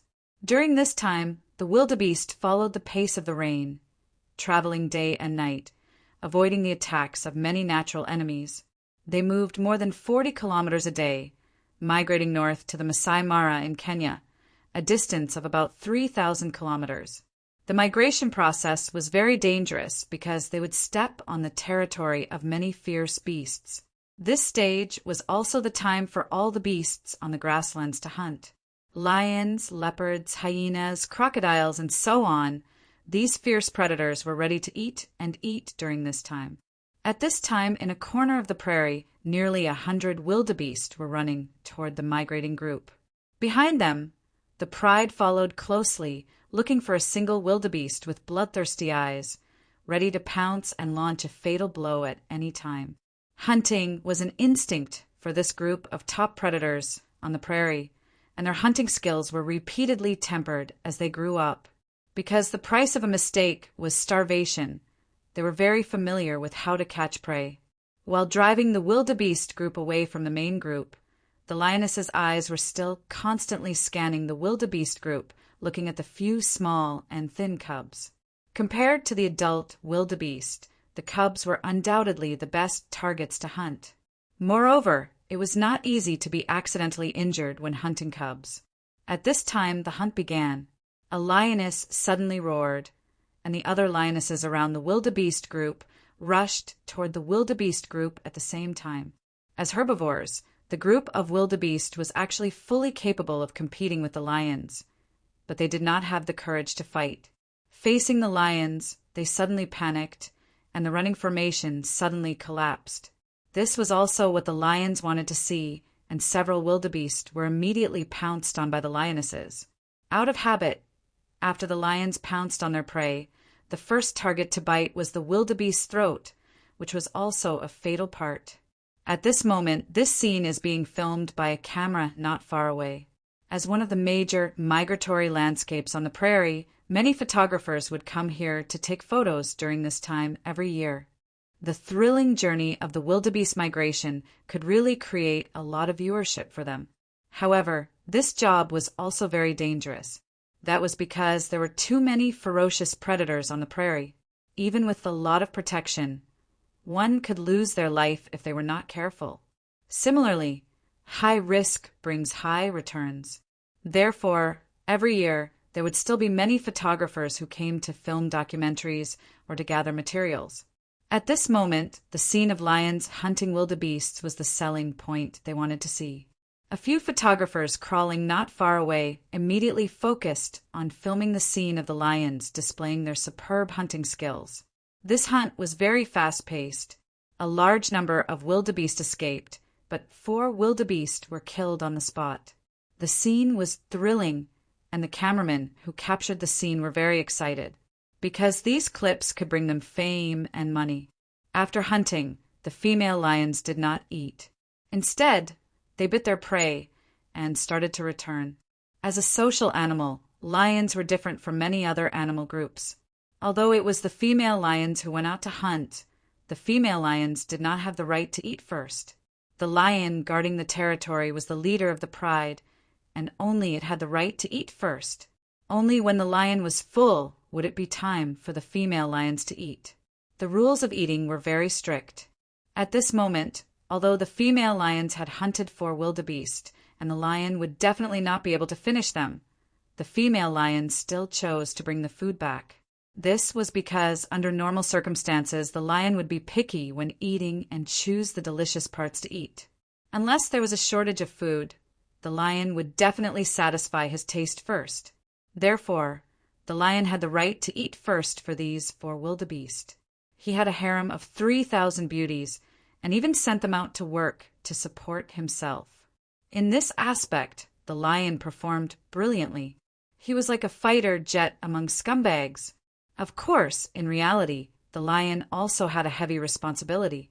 It was not very easy because the lion's mission was to defend its territory, protect its tribe, and protect its descendants. There was the risk of death in every battle. However, without the arrival of the old king next door, the lion's life was extremely comfortable in an absolutely safe situation. At this moment, the female lions dragged the dead wildebeest and started to turn back. Unfortunately, the direction in which the female lions turned back happened to be where the photographers were hiding. At this moment, the photographers, who had been very happy previously, broke out in cold sweat, because they knew very well what the consequences would be if they were discovered. They immediately put down the camera and crawled on the ground, hoping that something terrible would not happen. As they got closer, the heavy breathing of the female lions could be heard clearly. At this moment, the photographers were also extremely nervous, their hearts beating uncontrollably. At this moment, a female lion walking in front of the team suddenly cast her sharp gaze at the weeds not far away. Although the smell of blood in her mouth was very strong, she still smelled a different smell. The female lion immediately put down the prey in her mouth and approached the grass pile. As top predators, they were not afraid of any opponents on this grassland, so they were not worried about the existence of danger. The sound of breathing gradually approached. At this moment, the few photographers crawling on the ground already had the scene of them being brutally bitten in their minds. Before it happened, they were already scared silly by their own brains. After approaching the grass pile, the female lion sniffed hard twice, as if she was judging the location of the smell. After confirming the location, the female lion slowly lowered her head. Right at this moment, several loud roars suddenly came from not far away. Ah, ooh! The female lion immediately took a step back vigilantly and turned to look in the direction of the sound. She saw a group of local natives holding wooden spears, wearing crowns on their heads and wearing beast-tooth ornaments around their necks. They were running towards them. At the same time as they ran towards them, the natives uttered threatening cries from their mouths. This scene really frightened the many female lions present. They started to retreat vigilantly. At this moment, more than 20 local natives increased their speed. Their actions were even more exaggerated, and their cries were even louder. The female lions were clearly frightened. They put down their prey and started to roar at the natives, letting out threatening roars. However, this group of natives was clearly very experienced. Not only were they not scared off, they also roared and confronted the female lions.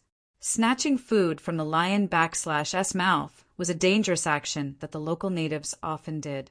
Hundreds of years ago, this action was for survival. Snatching the necessary meat from the lion/s mouth was far easier than hunting by themselves. Although it was dangerous, it could often bring them rich rewards. However, in modern times, even the natives on the African grassland had more or less come into contact with some modern technology.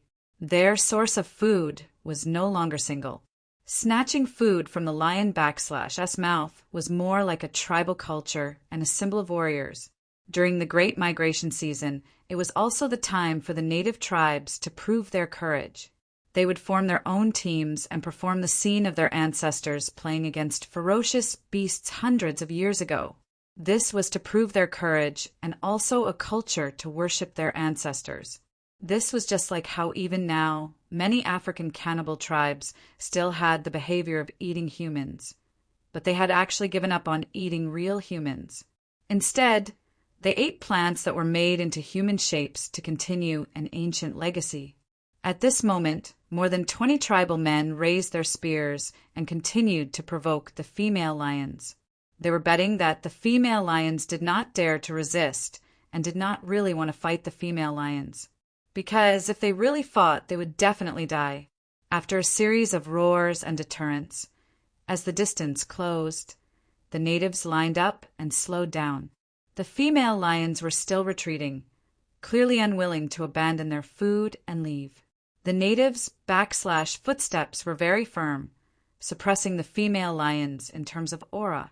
Even though the female lions bared their teeth, dug the ground, and made several deterrent actions, their steps were still firm. At this moment, a native man suddenly rushed out of the team and pounced at the female lions. This action immediately frightened the female lions. They hurriedly abandoned their prey, turned around, and ran a few meters away. Roar! Roar! Roar! Realizing that he had scared the pride away, the man immediately roared excitedly. Seeing this, his companions also approached at this moment. At this moment, the food that originally belonged to the female lions fell into the hands of this group of natives. However, the confrontation was not over yet. The female lions roared unwillingly and started to circle around the natives. The natives started to pick up the stones on the ground and throw them at the female lions, wanting to scare them away. This confrontation was undoubtedly long.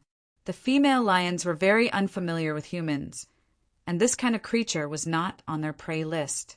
The vigilance of cats made them not dare to act rashly. The natives also used this to deal with the female lions and even took the initiative to threaten them. In this kind of confrontation, the most important thing was aura. Otherwise, if the female lions realized that you were very weak, they would pounce on you without hesitation. The natives were clearly very experienced in how to confront lions. This was because this was also a skill passed down from generation to generation by their ancestors. They knew how to maximize their aura and scare the ferocious lions. As the confrontation continued, the night gradually darkened. Rays of light filled the sky. At this moment, the grassland had the most primitive ecological beauty. The wind that blew over was not as bone-piercing as winter, nor as dry as autumn, nor was it as hot as the morning. Countless grass swayed in the breeze, quiet and peaceful. However, in a corner of the grassland, the confrontation had not ended. The unwilling female lions went forward several times, but they were still scared back. As the night darkened, the skin of the natives was like an invisibility cloak, gradually blending into the night. Only the white teeth that were occasionally revealed proved that there were people here. At this moment, they lit torches. To the female lions, the flickering flames seemed to be constantly releasing danger signals. At this moment, the natives started to move. They took the initiative to hold the torches and started to chase the female lions away. At this moment, an overly frightened lioness suddenly launched an attack on one of the natives. Seeing this scene, all the natives' hearts were in their throats. This was because as long as the female lions successfully bit their companion, it meant that the female lions knew their true strength. The consequences would be very terrifying. At this moment, the native man who had taken the initiative to scare the lion took a step forward and let out a beast-like roar. He punched the female lion's head from the side. This punch was powerful and heavy, causing the lioness who had just opened her mouth to tilt her head and fall to the ground. Then, she hurriedly jumped up and took a few steps back. Seeing this scene, all the natives heaved a sigh of relief because they knew that the crisis was temporarily resolved. The female lions were obviously also frightened by this scene. When they were chased away again, they were like frightened cats and kept retreating. After a stalemate like this for a while, the female lions finally gave up on their prey and turned to leave. Victory was here. All the natives raised their wooden spears and started to cheer. However, just as they were about to drag the wildebeests back to the tribe, a few men with cameras suddenly crawled out from the haystack at the side. At this moment, the natives who could remain calm in the face of the lions almost had a heart attack. "Thank you very much for your help." The few cameramen were in tears at this moment. This feeling of escaping from death was a real experience that was far more painful and unforgettable than watching it on television or in movies. Just now, when they thought that they would be discovered by the female lions, they even felt that they were about to suffocate. After escaping from death, there was an indescribable excitement in their hearts. At this moment, the man who had just punched the female lion asked curiously, "Why are you guys hiding here?" "We are from XX TV station. We want to shoot a documentary, so we came to the prairie. We almost died just now. Thank you very much." The leading cameraman expressed his gratitude again. The cameramen weren't surprised that they could communicate with the natives. This was because it was already more than 2,300 years ago, so it was very normal for many Aboriginal tribes to use modern technology. "You're welcome, friend from afar," the man replied with a grin. "By the way, I think I saw you defeat a lion with one punch. How did you do that?" The leading cameraman asked curiously. Before the man could explain, his companion took the lead and said, "He's the strongest warrior in our tribe. He's the ancestral leopard hero, Chara." Ancestral leopard hero? Through the afterglow of the torch, they saw the tattoo of a leopard on the chest of the man known as the first warrior with some kind of paint. This leopard didn't look crude. Instead, as its body trembled, it seemed lifelike. It was as if there really was a ferocious leopard crawling on the man's chest, adding a wild and valiant aura to the native man. "Did you train your strength by yourself?" the photographer asked again after staring at the tattoo on the native man's chest. "No, it was bestowed by the ancestral leopard," the man replied proudly. The cameraman was stunned for a few seconds. After thinking about it, he still nodded. He was afraid that he would be brutally beaten to death if he questioned it. Chapter 5:21. Prairie Saint Man Tribe. Under the starry night sky, a bonfire was lit in the Saint Man tribe. The younger generation of the tribe, led by Chara, had successfully snatched food from the lion's mouth and officially completed their coming-of-age ceremony. At this moment, the tribe was holding a celebration ceremony. In the open space in the center of the tribe, for wildebeest were strung on the bonfire with their spoils of war. The tribal chief was holding a stone bowl filled with blood, muttering and dipping his index finger in the blood from time to time, blessing and crowning the warriors of this year. Around them, the enthusiastic and unrestrained indigenous people sang and danced, celebrating the birth of the new warriors with primitive dances. The 3 photographers who were rescued this time were also smiling as they filmed this scene, recording the sacred moment of the Saint Man tribe.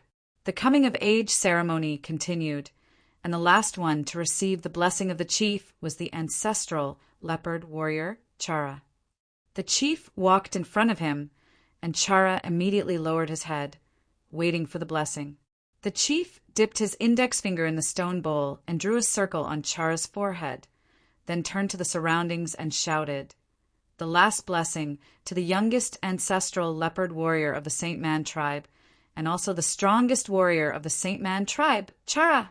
As the chief's voice fell, the tribe suddenly boiled up, and all the indigenous people began to cheer, offering their blessings and enthusiasm to the ancestral leopard warrior.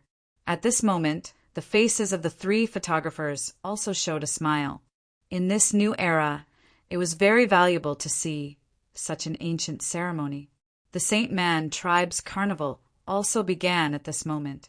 The 3 photographers also put down the estrangement in their hearts and integrated into the uplifting atmosphere of the Saint Man tribe, celebrating the coming-of-age ceremony of Chara and others. The carnival lasted until 2:00 in the morning. During this period, various programs continued, such as wrestling between warriors, the prayers of the tribal priests, and so on. The ancient culture of the Saint Man tribe gave the 3 photographers an illusion that they had traveled to the tribal era. At this moment, the 3 photographers had an idea in their minds. They originally came to the African prairie to photograph the migration of the wildebeest tribe. But in contrast, it was obvious that the customs of the Saint Man tribe were far more attractive than the migration of the wildebeest. After this idea appeared, it could not be erased. Therefore, after the carnival ended, the leading photographer, Jack, found the chief of the Saint Man tribe and proposed the idea of staying to record the tribal life. In order to show his sincerity, Jack expressed to the tribal chief that he was willing to provide a sum of money to support the development of the tribe. The tribal chief did not reject this request and readily agreed to it. This undoubtedly made Jack and the others very happy. After spending a night in the tribe, they drove their rented caravan to the Holy Man tribe the next day. This RV was the supply station that Jack and the others used to film on the prairie. There were many equipment and food supplies stored inside. After that, Jack and the others stayed in the Holy Man tribe and recorded the life of the Holy Man tribesmen. Soon, Jack and the others became familiar with the people of the Holy Man tribe. As the days passed by, Jack would write a diary every day, recording everything he saw and heard. At the same time, he would also take the initiative to contact the people of the Holy Man tribe and learn about the ancient customs preserved by the tribe. Jack vaguely felt that this documentary about the Saint Man tribe would be a hit, so he was especially serious about the production. However, as he got deeper into contact with them, Jack discovered something that puzzled him. Chara, who is known as the ancestral leopard warrior in the tribe, was very different from the other clansmen in the tribe. Rather than calling this ancestral leopard warrior a human, Jack felt that it was more appropriate to call him a beast. With speed and strength far beyond that of a human, and even the intuition of a beast, Chara's mysteriousness deeply attracted Jack. In addition to curiosity, Jack also wanted to know more about this ancestral leopard warrior and his secrets. Jack first asked the people of the tribe about this, wanting to get some useful information from them. However, their answers were very uniform. They all said that the Holy Man tribe's ancestral totem, the ancestral leopard, gave Chara the power to protect the continuation of the tribe. Jack felt helpless about this answer. After all, this was the 24th century, and he believed in science. He didn't believe this kind of completely deified ancestor's words. However, in Jack's view, this ancestral leopard warrior was an important part of the documentary. He must carefully understand this person. Therefore, in the next few days, Jack deliberately approached Chara and took the initiative to talk to him. It had to be said that Chara's appearance was very different from that of the people of the Holy Man tribe. He was nearly 2 meters tall, with solid muscles all over his body and a valiant aura, especially under the sun. His dark muscles seemed to be cast out of steel, exuding a wild aura. When facing Chara, Jack felt that he was facing a ferocious beast and was somewhat on edge. However, Chara didn't have any hostility towards Jack. Faced with Jack's initiative, he didn't resist. Because Jack had given the tribe a sum of money that could be used to exchange goods with the outside world. As the tribe's guardian, he was grateful to Jack from the bottom of his heart. On this day, Jack once again found Chara, who was sitting on a big rock at the entrance of the tribe, facing the sun with his eyes closed. "Good morning, Chara." Jack, who was holding a pen and paper, greeted him first. Hearing this, Chara opened his eyes. Even though it wasn't the first time he saw his aggressive and fierce eyes, it still gave Jack a scare. "Hello, Jack." Chara responded awkwardly, obviously not used to this way of greeting. At this time, Jack skillfully climbed up the big rock and sat opposite Chara.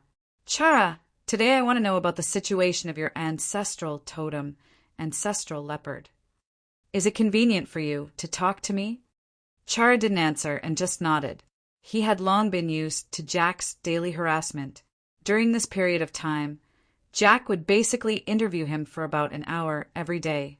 Although Chara was very helpless, he still chose to accept it. "Please begin." At this time, Jack opened his notebook and said while holding the pen.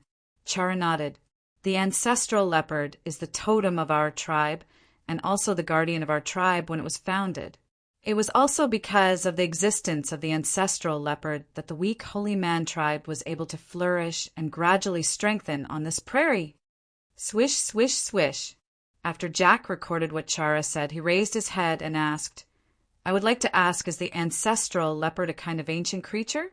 When he asked this question, Jack suddenly felt a little timid, afraid that his words would violate the taboo of the Holy Man tribe, and then be torn apart by this ancestral leopard warrior in front of him. Chara didn't have any resistance towards this question and nodded. It was once the top predator on this prairie, one of the most powerful overlords. It had a long lifespan, almost immortal, and incomparably powerful strength. Its speed was like lightning, and its sharp claws could tear apart any enemy who dared to provoke it. Although he recorded this, Jack didn't approve of the existence of such a creature. In his heart, he didn't approve of the existence of such a creature at all. In Jack's opinion, Chara's description was completely exaggerated. It had a long lifespan, almost immortal, and was as fast as lightning. Was it filming a fantasy movie? Of course. He still had to at least show some respect, and he didn't have the guts to go against it. At this moment, Chara suddenly spoke with a strange expression. "Jack, do you not believe what I said?" "No, I believe it." Jack was shocked and immediately expressed his absolute belief. "I've come into contact with the lives of you outsiders, so I understand how you think. I know that you don't believe in such things, but I have to tell you that the ancestral leopard really exists. And it is precisely it that gave me such great strength."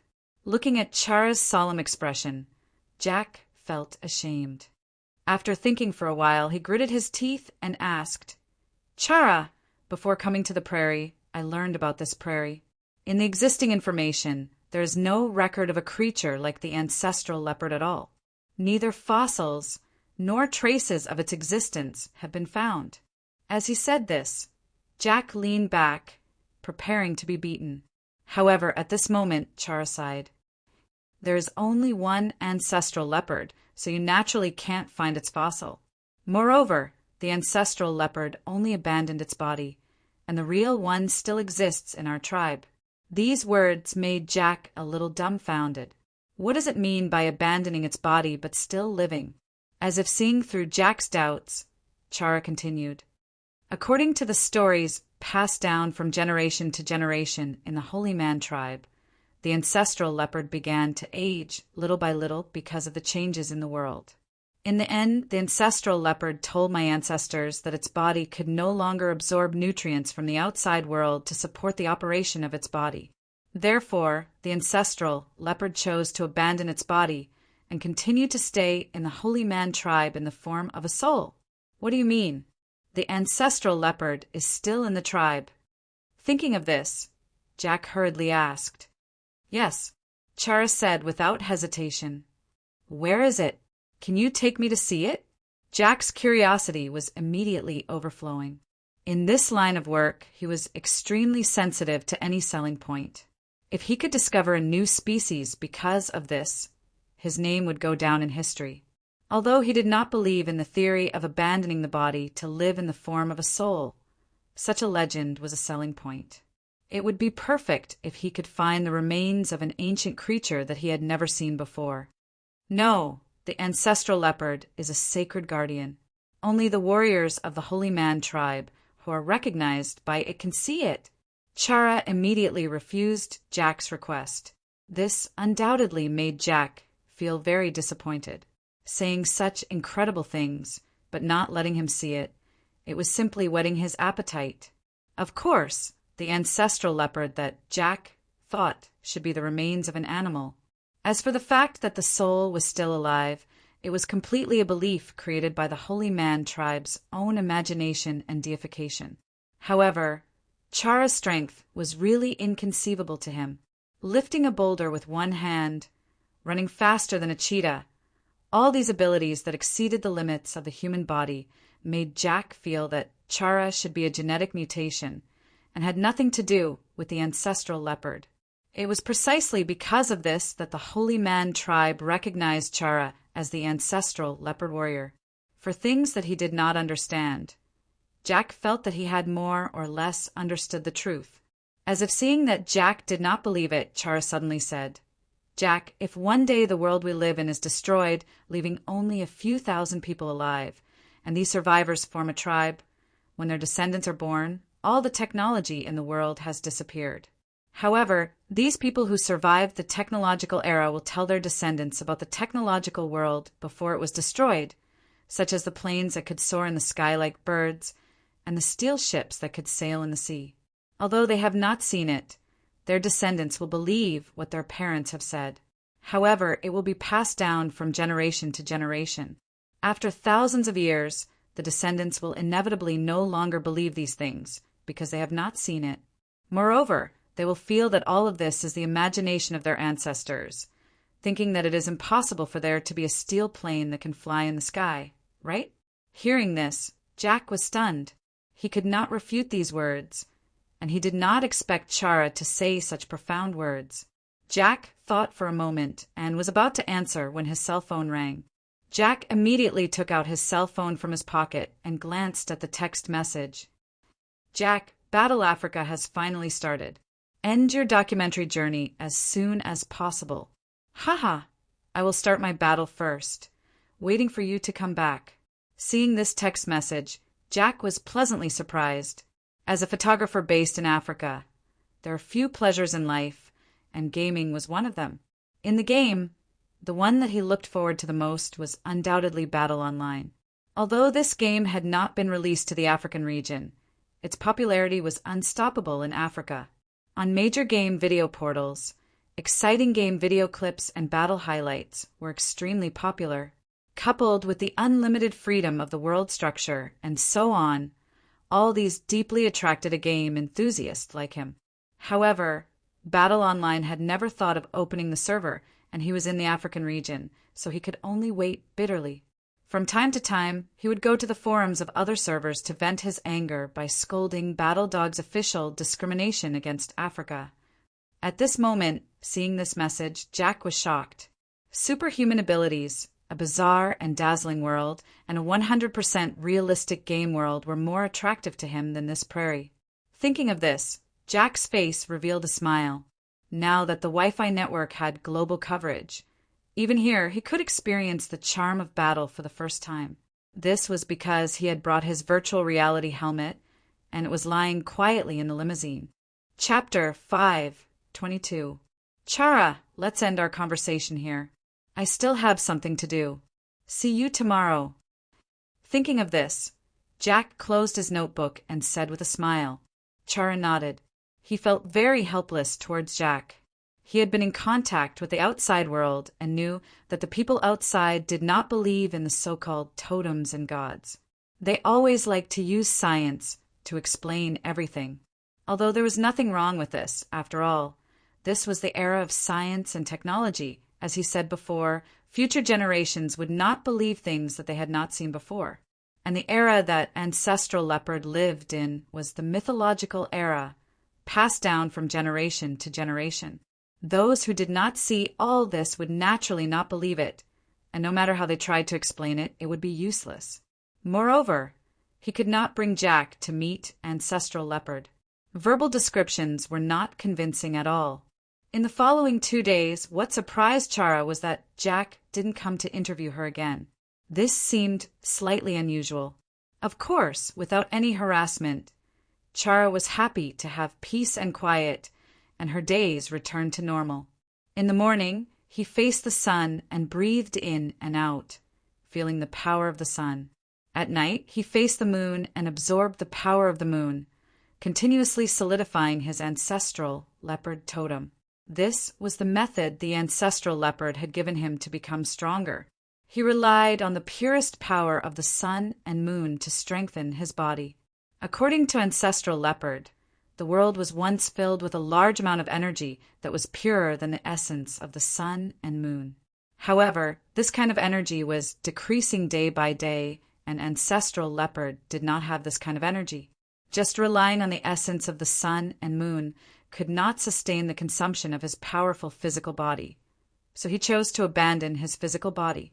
Finally, he left his consciousness on the totem pole of the clan, continuing to protect the people of the Holy Man clan. At the same time, every few hundred years, the ancestral leopard would choose a newborn child from the tribe to become a new ancestral leopard warrior. The child would learn from it how to absorb the power of the sun and the moon, as well as comprehend its fighting techniques. After these children were chosen as ancestral leopard warriors, they could live for more than 300 years, guarding the Holy Man tribe until they died. In this generation, he was the new ancestral leopard warrior, the new guardian of the Holy Man tribe. Since the age of 10, Chara had been able to wrestle with the most ferocious beasts. Until now, even elephants were no match for him in terms of strength. He was the strongest warrior on the prairie. However, at the same time that he obtained great power, there was also a drawback. The beastly nature in his body often made it difficult for him to control himself. He had even almost attacked his clansmen. All of this deeply troubled Chara. For this, he sought the help of the ancestral leopard. According to ancestral leopard, the beast was not willing to be imprisoned. The life in the tribe had imprisoned the beastly nature in his body. The more he suppressed it, the more painful it would be. However, the wildness in his body did not need to be suppressed at all. Instead, it needed to be vented by fighting to its heart's content. However, in this era of declining spirit energy, there were no wild beasts that could compete with him at all, including the overlord of the grassland, the lion. How could it fight to its heart's content? For this reason, Chara chose to suppress the beastly nature in her body. If he could avoid fighting, he would try his best not to, because fighting would nourish the beastly nature in his body. This was also the reason why during the coming-of-age ceremony where the lion snatched food from the lion's mouth, he had only accompanied them and only intervened at the most critical moment. And meditating every day was also a way for him to kill his beastly nature. On the one hand, in order to protect the tribe, he needed to continue to grow stronger. He needed to be prepared to deal with any unknown dangers, so that he could take precautions. On the other hand, in order to control the raging beastly nature in his body, he needed to keep himself calm. The coexistence of this animal nature and human nature made Chara very painful. However, he carried the mission of protecting the tribe and was the tribe's ancestral leopard warrior. No matter how painful it was, he had to grit his teeth and persevere. Often on the night of the full moon, when he was in pain, he would roar at the sky to vent the endless desire to fight in his heart. At this moment, standing on the huge rock at the entrance of the tribe and looking at the full moon in the sky, Chara felt that the beastly nature in his body had begun to boil again. He slowly crawled on the ground, and with a sudden force from his limbs, his body shot up. Roar! This jump brought him more than 10 meters high. The moment his body reached the apex, Chara opened his mouth and let out a loud and clear roar at the moon. His arms, which had grown sharp claws, suddenly waved at the moon to vent. The moment his body landed, Chara suddenly swept his gaze to the side. Not far away, Jack, who was walking over, was dumbfounded. Just now, he saw Chara jump more than 10 meters high. What kind of concept was this? The human body's limit for a vertical jump was only a little more than 1 meter. This was not just exceeding the human body's limit, it was practically superhuman. However, at this moment, Chara's gaze was extremely frightening, like a wild beast on the hunt. That gaze seemed to want to swallow him alive, causing Jack to feel timid. Roar! Chara, who had landed on the ground, moved his limbs and pounced toward him like a bolt of black lightning. It's over. Jack's heart was pounding. Just as Chara was about to get close to Jack, Chara's gaze flickered, and he suddenly inserted his arms into the ground, stopping the inertia of his body. Then his body soared into the air, and he landed steadily after a somersault in the air. Looking at Chara, who was squatting on the ground with a pained expression, Jack was extremely afraid, but he still plucked up his courage to ask, "Chara, are you all right?" "Stay away from me, I'm feeling terrible." Chara growled with a pained expression. At this moment, Chara's voice had obviously changed. It was deep and rough, like a wild beast, scaring Jack once again. Jack had wanted to continue asking, but seeing Chara's pupils shrink into the shape of a needle, he thought for a moment, then turned around and ran. The next morning, after fighting for an entire night, Jack, driven by curiosity, once again arrived in front of the huge rock at the entrance of the tribe. At this moment, Chara was still sitting on the huge rock, his naked upper body covered in red scratches. After thinking for a moment, Jack took 2 steps forward and asked softly, "Chara, are you all right?" Chara opened his eyes at this moment and turned to look at Jack. At this moment, his eyes were still bloodshot, but he shook his head indifferently. "I'm fine." "Your body." Jack looked at the dense scratch marks on Chara's body and could not help but ask again. "I'm fine. They will fade very soon. My body has a strong recovery ability." "Can you tell me what exactly happened? You were so scary last night." After confirming that Chara had returned to normal, Jack asked out of curiosity. Chara did not hide anything from Jack's inquiry. Having grown up in this grassland, Chara did not have any thoughts of hiding or deceiving. Towards anything, there was only acceptance and rejection. Faced with Jack's inquiry, Chara calmly told him about how he was troubled by his beastly nature. To Jack, these words were simply bullsh*t. What beastly nature is hard to control? Isn't this a F***king line from a stupid movie? But thinking of how Chara had leaped more than 10 meters high last night, wasn't this a scene that only appeared in movies? At this moment, Jack suddenly somewhat believed in Chara's experience. However, these things were after all too mysterious, and Jack still held a skeptical attitude. However, Chara did not seem like a person who would lie. As Jack listened to his narration, especially the pain that Chara had endured when his beastly nature broke out again and again, he suddenly felt sympathy for him. "Chara, do you need a beast that can fight with you?" Jack suddenly asked at this moment. "As long as it is a creature that can fight with me to my heart's content, I'm fine. But I can't find such an opponent." As he spoke, a trace of loneliness appeared in Chara's eyes. "Why don't I bring you back to my place? There's an underground boxing venue in the area where I live, and you can vent your desire to fight there." After thinking about it, Jack immediately suggested, "I won't leave the Holy Man tribe. I'm the guardian here." Chara immediately shook his head and refused. He clearly knew how terrifying his strength was. Putting aside the fact that he would not leave the tribe, it was even more of a joke to fight in an underground boxing venue. This was because humans could not possibly be his opponent at all. On the contrary, a weak opponent would make it harder for him to control his beastly nature. Sooner or later, he would accidentally kill someone, until he was completely controlled by his beastly nature. Upon hearing this, Jack could not help but think of the shocking leap he saw yesterday. With that kind of explosive power, fighting in a boxing match was simply a massacre. Wouldn't that be 1 punch per person? Is there no other way? Jack could not help but frown as he asked again. This time, Chara did not answer, and only shook his head indifferently. Upon seeing this, Jack also sighed. All of this was indeed unfathomable, but faced with such a problem, he did not have the slightest solution. After all, how could there be an opponent in this world that could compete with a non-human existence like Chara? Even the athletes in the Olympic Games, the highest sports event of mankind, did not have such a terrifying physical strength like Chara. At this moment, Jack suddenly froze. There was no such thing in this world, but there was in another world. He suddenly thought of the battle, and also of the individual competition qualifiers of various servers that had recently started in the battle.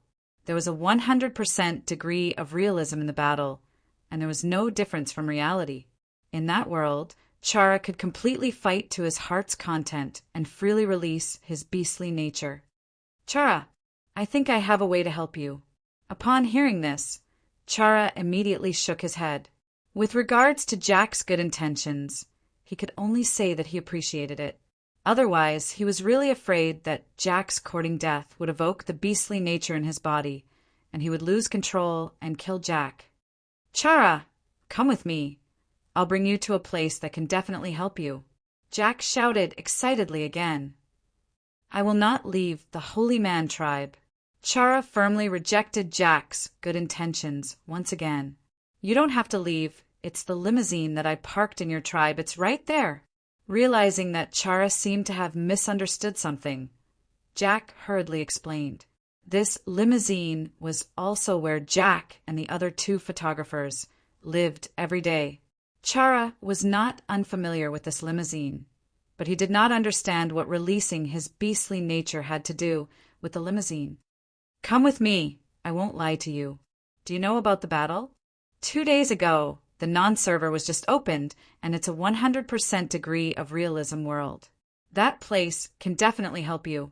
Although he did not really understand, Chara still nodded helplessly, feeling that Jack's pestering had returned. Jumping off the boulder, Chara followed Jack to the center of the Holy Man tribe. The limousine was parked there with a solar panel installed on the roof. Chara followed Jack into the limousine, where various instruments and wires were intertwined in a messy manner. At this time, Jack picked up the virtual reality helmet that was placed on the bed and passed it to Chara. While Chara was still stunned, Jack began to explain how to use the virtual reality helmet and popularize the game battle. All of these made Chara confused, but he decisively asked about the parts that he did not understand. Jack was very patient as he explained them one by one. After a while, after making sure that Chara had understood how to use the virtual reality helmet, Jack personally helped Chara put on the virtual reality helmet. When the virtual interface appeared in front of Chara, he followed Jack's instructions and clicked on the battle icon on the interface. At this moment, a game notification appeared. "Welcome to Battle Online. Start your journey in the game." Chapter 5:23. Although Chara knew about some of the modern technological products outside of the Holy Man tribe, it was his first time coming into contact with virtual equipment. After entering the game, Chara looked down at the land of Black Wind, where the unaffiliated server was located. He was completely stunned by the scene in front of him. The world beneath his feet was so real that he could not even tell if it was real or not. After more than 10 minutes of looking down and moving forward, the initial scene ended and the class selection menu appeared in front of Chara. The class selection menu of the unaffiliated server was completely different from that of the original server, the European server, the Infernal server, and the Asian server. This was because there were many choices of classes in the unaffiliated server, and the direction of development was more varied. At this moment, Chara appeared outside a magnificent golden palace. Around him, there were stone pillars that reached into the sky, and each stone pillar was engraved with a painting. There was an ancient tree with lush foliage and 9 golden crows circling in the sky, a ferocious-looking 3-headed white wolf that was covered in flames, a golden lion that roared the sky, and so on. There were a total of 8 pillars that reached into the sky, each corresponding to a different totem. Chara was the first to look at a green, tree-shaped totem on his left. Immediately, a scene appeared in front of him. On the ground, a gigantic tree stood in the middle, thousands of branches and leaves hanging down. As they shook gently with the wind, the ground suddenly trembled.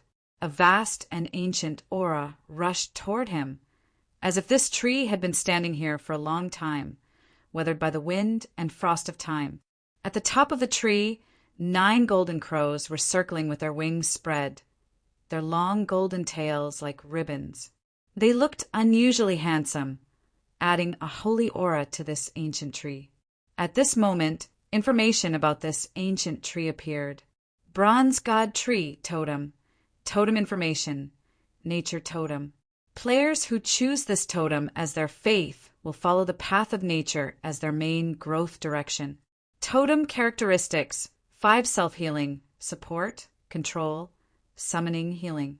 Totem growth: weak in the early stages, well-rounded in the later stages, and extremely strong potential. Looking at the introduction of the Bronze God Tree, Chara was curious and immediately turned to look at the pillar on the right. Immediately, images related to this totem appeared. It was still on that boundless, withered yellow land. A male lion was chasing its prey. The mane on its neck shone with a golden light like the sun, piercing one's eyes, and its entire body exuded the domineering aura of a king. As it opened its mouth and inhaled, all the escaping creatures in front of it were swept up by an invisible suction force and rushed into its mouth. The suction force grew stronger and stronger. The flowers, grass, trees, and even the clouds in the sky were pulled into the lion's mouth by this irresistible suction force. Roar! A furious roar that shook the heavens rang out like a clap of thunder, and the ground trembled. Sky-swallowing lion totem. Totem information. Beast-type totem. Possesses racial talent devour. Can help player grow faster in the early stages of the game. Totem characteristics: 7 spellcasting talent, devour growth, control, life enhancement, defense, agility, bestiality. This is related to the player's personality and is not easily triggered. Once triggered, combat power percentage increases. Totem growth. The sky-swallowing lion's main growth is inclined towards spellcasting, and its close combat ability is equally good. The introduction of these totems immediately piqued Chara's interest, and he began to examine the totems on the sky pillar one by one. 3-headed white wolf, soaring cloud dragon, celestial moon, nimble mantis. The characteristics of each totem's growth were different, and they all had their own tendencies. The characteristics of these labels also explain the types of these totems and help the players better understand the tendencies of different totems. For example, players who liked sorcerers could choose the sky-swallowing lion. Players who liked support types could choose the celestial moon. Players who liked close combat could choose the 3-headed white wolf or the nimble mantis. And players who liked comprehensive development in the later stages could choose the ancient bronze tree. Not only did different totems have different growth directions, but they also had their own racial talents and skills. The selection of the start of the game was undoubtedly the most complicated among the 5 main servers, and the growth of different totems had a huge difference. Just the question of how to choose a class had caused an uproar in the forum of the non-server. Everyone was discussing which class was the strongest and how to choose. After all, the unique feature of the campaign was that players couldn't delete their accounts, and they couldn't restart. The choice of the start was too important for all the players who were about to start the campaign. According to a player who had chosen the wrong class in the original server, choosing a character at the start of the game was equivalent to reincarnation. If one chose a class that didn't match one's character, then one could only cry, and regret would be useless. The non-server players who had read the strategy guides in the original server and the European server and were well prepared became very cautious when it came to choosing their starting class. They specially went to the original server, the European server, and the other old servers to ask for the help of the veteran players, hoping to get some class analysis and reference suggestions. In the early stages of the launch of the non-server, the influx of a large number of new non-server players brought great vitality to the campaign forum, and the forum's atmosphere was high. After reading the introduction of the totem on the 8 heavenly pillars, Chara didn't make a choice but frowned instead. According to the introduction of the totem selection, the totem was the belief after entering the game. This was completely unacceptable to Chara. This was because he was a member of the Holy Man tribe, and there was only one totem that he believed in, and that was the ancestral leopard. Although it was a game, as an ancestral leopard warrior, his belief was rooted in his heart. To him, this choice of belief was disrespectful to the ancestral leopard, and even a betrayal. Out of curiosity, Chara actually wanted to enter the game world to have a look, but he was undoubtedly stuck at the stage of choosing the totem. After some hesitation, Chara sighed, clicked on the function panel, and gave up on continuing to play. Just as he was about to quit the game, he suddenly realized that there was an additional totem creation function in the function panel. He was sure that this function didn't exist before. After being stunned for a moment, Chara clicked on the totem creation function out of curiosity. Suddenly, the surrounding space began to distort, and the golden palace and the 8 heavenly pillars disappeared, replaced by a white world. The game notification sounded. Game notification. The area you are in is a creation space. Please imagine the totem that you want to create. Chara was stunned. obviously not expecting such a function to exist in the game. This was something that Jack had not explained to him before. Thinking of this, the image of the ancestral leopard immediately appeared in Chara's mind. While Chara was fantasizing, the silhouette of the ancestral leopard slowly appeared not far in front of him. The appearance of the ancestral leopard was similar to other felines, but it was more than 5 meters tall, with 2 purple lightning stripes from the corners of its mouth to the corners of its eyes. Its entire body was black, and the color of its skin was constantly changing during solidification. Sometimes it was colorful, sometimes it was monochrome. While Chara was creating the image of the ancestral leopard, Lu Wu, who was paying attention to the opening of the non-game server, smiled. Even he did not expect that he would find a real wall-level player at the opening of the server. Moreover, the most important thing was not Chara, but the totem behind him. Recently, Lu Wu had been collecting the remains of the gods in the heavenly realm, with the purpose of creating new totems and continuously adding new totem options for the future updates of the non-game server. Therefore, the artifact's inspection of totems was especially strict. Therefore, the moment Chara entered the game, the artifact sent him a notification that a totem had been detected. Therefore, Lu Wu noticed Chara, and after some analysis and investigation, he also noticed the totem that Chara believed in, the ancestral leopard. Lu Wu did not know much about the ancestral leopard, but the all-knowing Lil Bei Li was very clear about it. According to her, the ancestral leopard was an ancient mythical beast from the human world. It was extremely rare, but its growth potential was very huge. During the Battle of the Three Realms, Bei Li thought that the ancestral leopard had been completely extinct, but she did not expect that there were still some left. This discovery made Lu Wu feel refreshed. Originally, Lu Wu wanted to immediately send Xiao Tian to the African region to bring the ancestral leopard. However, Bei Li said that there was no need to go through so much trouble. After the artifact's inspection, it found that the ancestral leopard was only left with its soul, and it was too easy to get it into the artifact space. Because the artifact could mobilize the 6 paths of reincarnation, it was an irresistible power for the soul-type creatures. Although the soul of the ancestral leopard was hidden in the depths of the Holy Man tribe and sealed itself with a barrier. However, now that the existence of the ancestral leopard was known through Chara, the artifact could easily summon it. Because the function of the barrier was to hide one's aura, as long as the location was determined, it was impossible to resist the 6 paths of reincarnation that could ignore any space and barrier. At this moment in the Holy Man tribe, as the tribe's totem, the ancestral leopard's spiritual body was lying quietly in a space deep underground. At this moment, its eyes were closed, as if it was in a deep sleep. At this moment, it suddenly opened its eyes. Roar! Its sensitive 6th sense allowed it to detect the arrival of danger.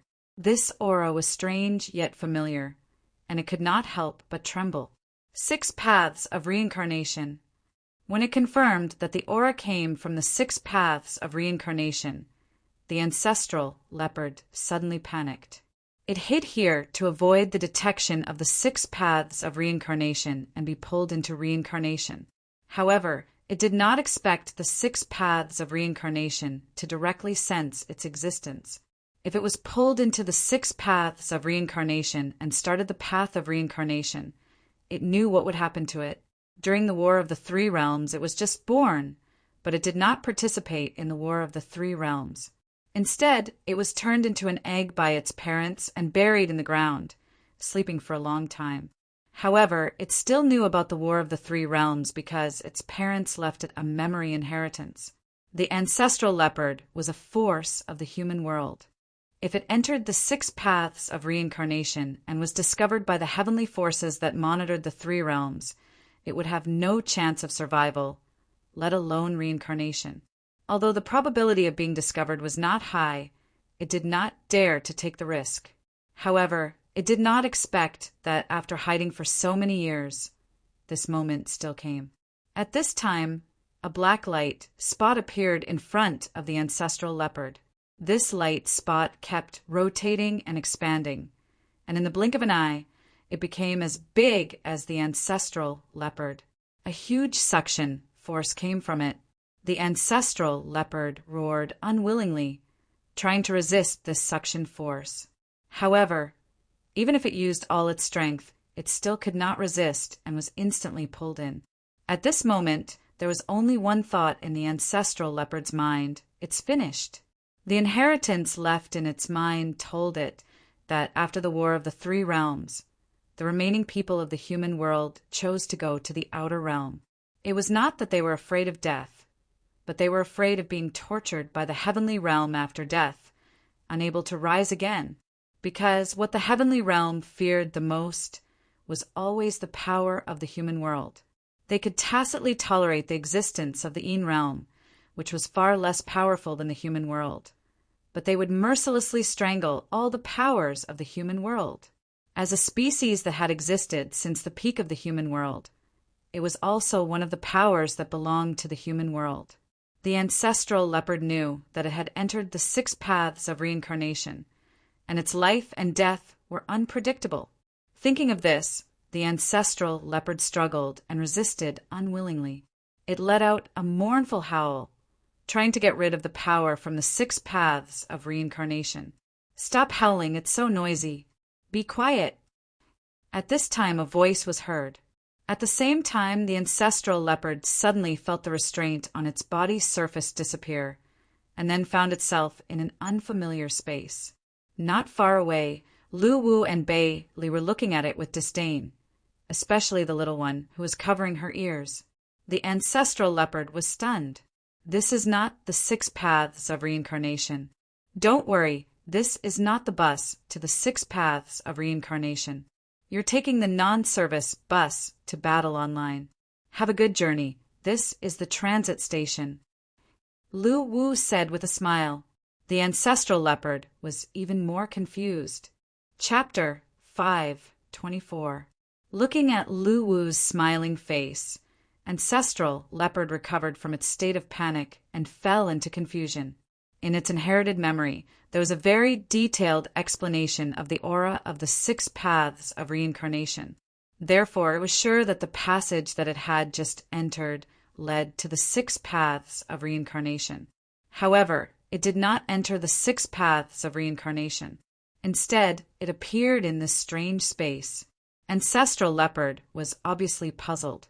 For some reason, ancestral leopard felt that Lu Wu, who was standing not far away, had a very familiar aura. Moreover, this aura was not as simple as being familiar. The feedback from the inheritance was more like a master.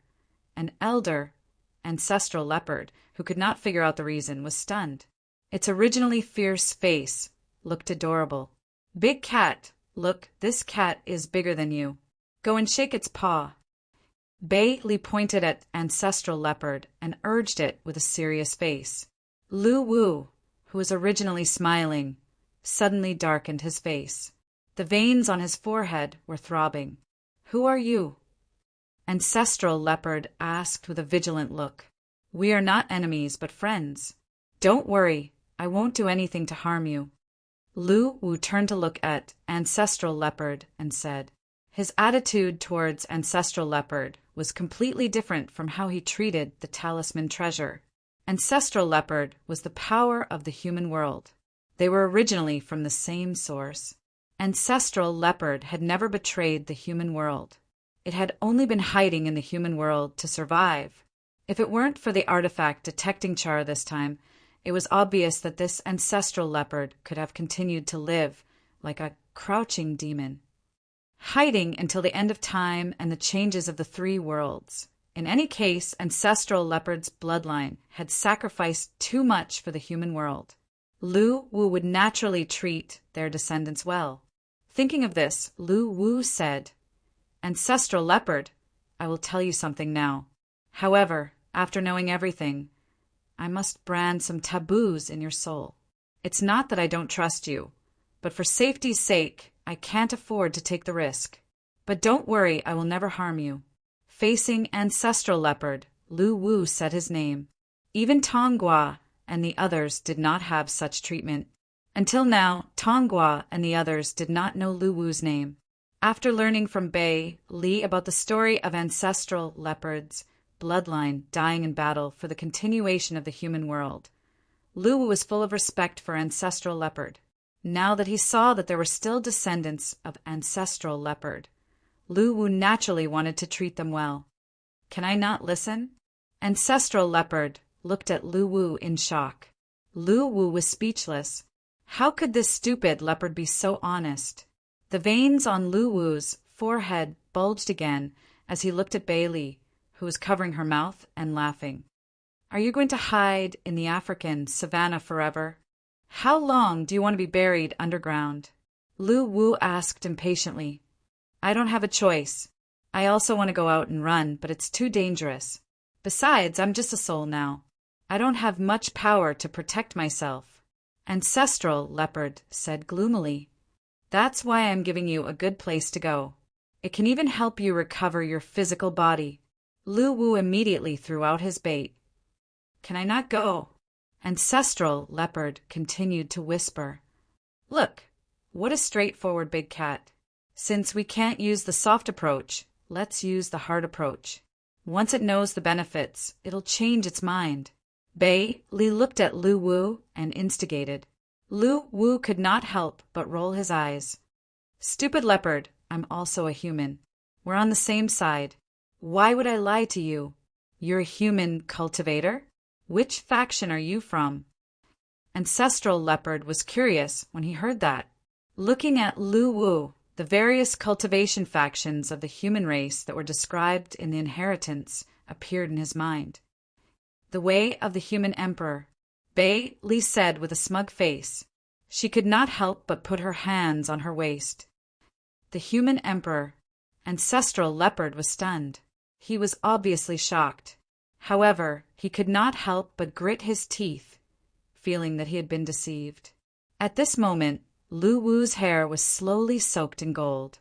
A heavy and distant aura emerged from his body. This aura was also recorded in ancestral leopard's inheritance. It was the way of the human emperor. At this moment, ancestral leopard's eyes widened. Daddy, Mommy, I'm seeing the human emperor.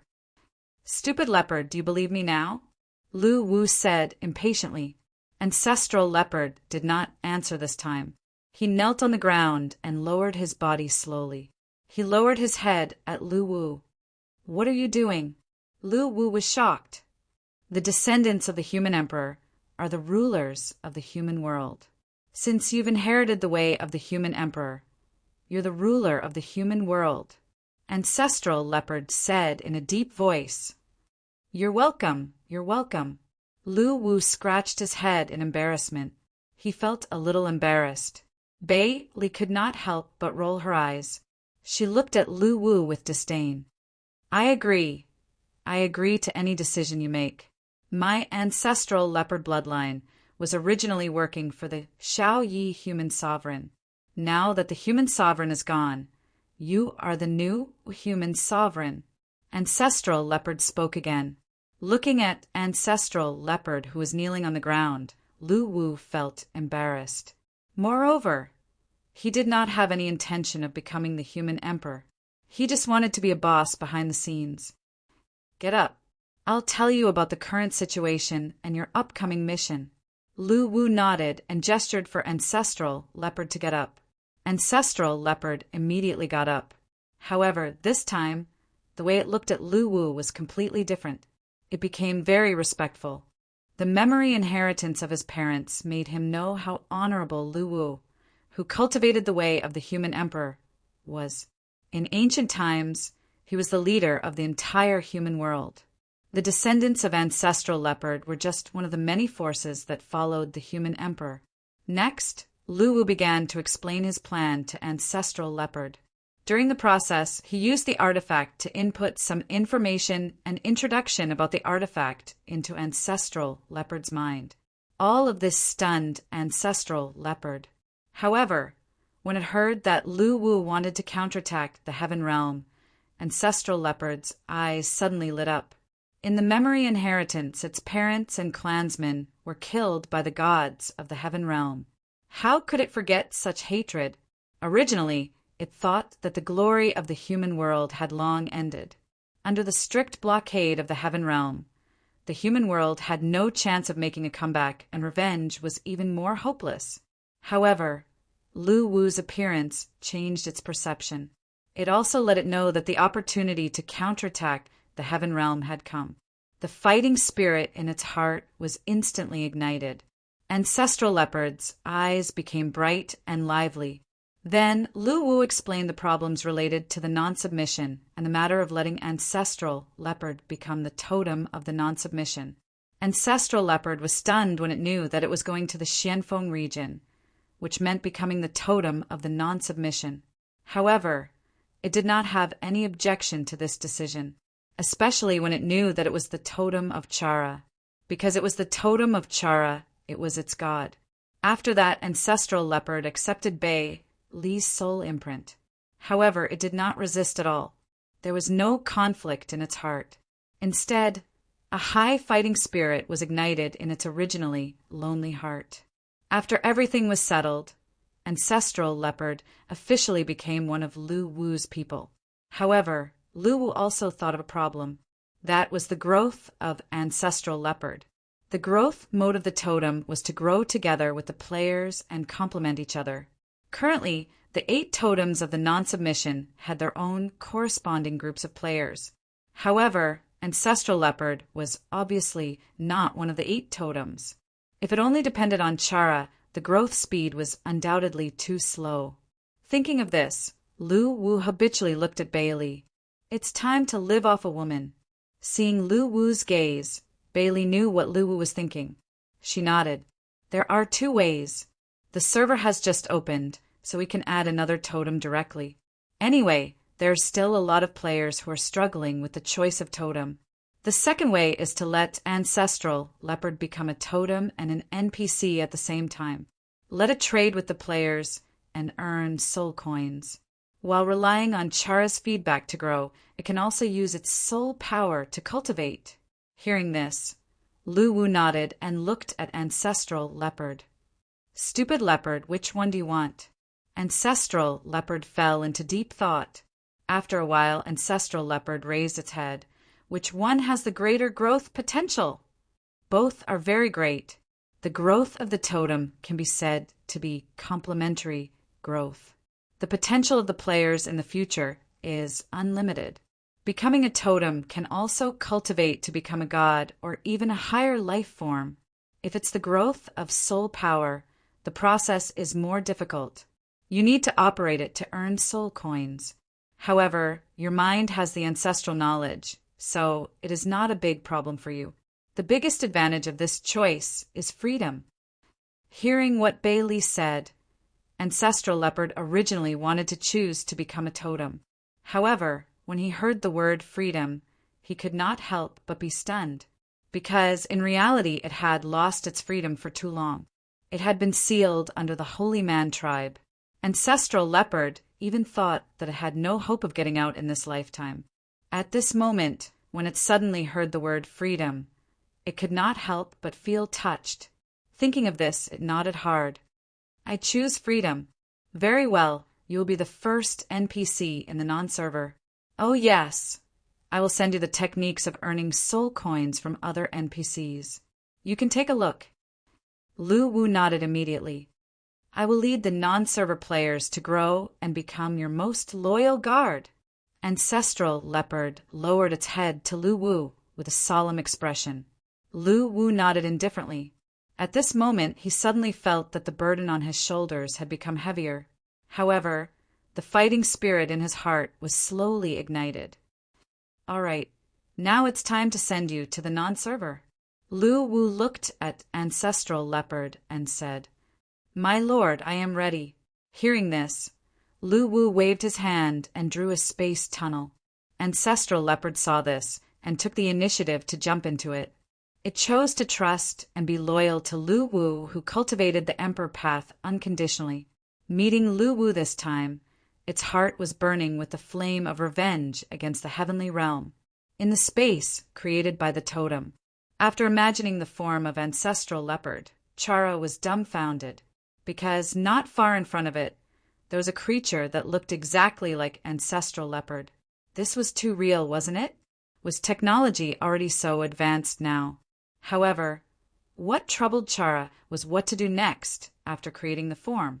This was because there was no next step button on the function panel. At this moment, ancestral leopard, who was originally in a daze, suddenly shook its body, and its originally empty eyes were filled with life.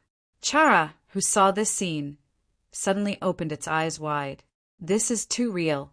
Its eyes are exactly the same as ancestral leopards. Thinking of this, Chara approached ancestral leopard with a conflicted expression on its face. It seemed like it wanted to touch ancestral leopard, but it was a little afraid. Try and touch it. At this moment, ancestral leopard suddenly glared at it, and Chara was so scared that it took a few steps back. It's alive! Hearing this, ancestral leopard almost couldn't help but slap the kid to death. What do you mean by alive? You have no respect for your elders.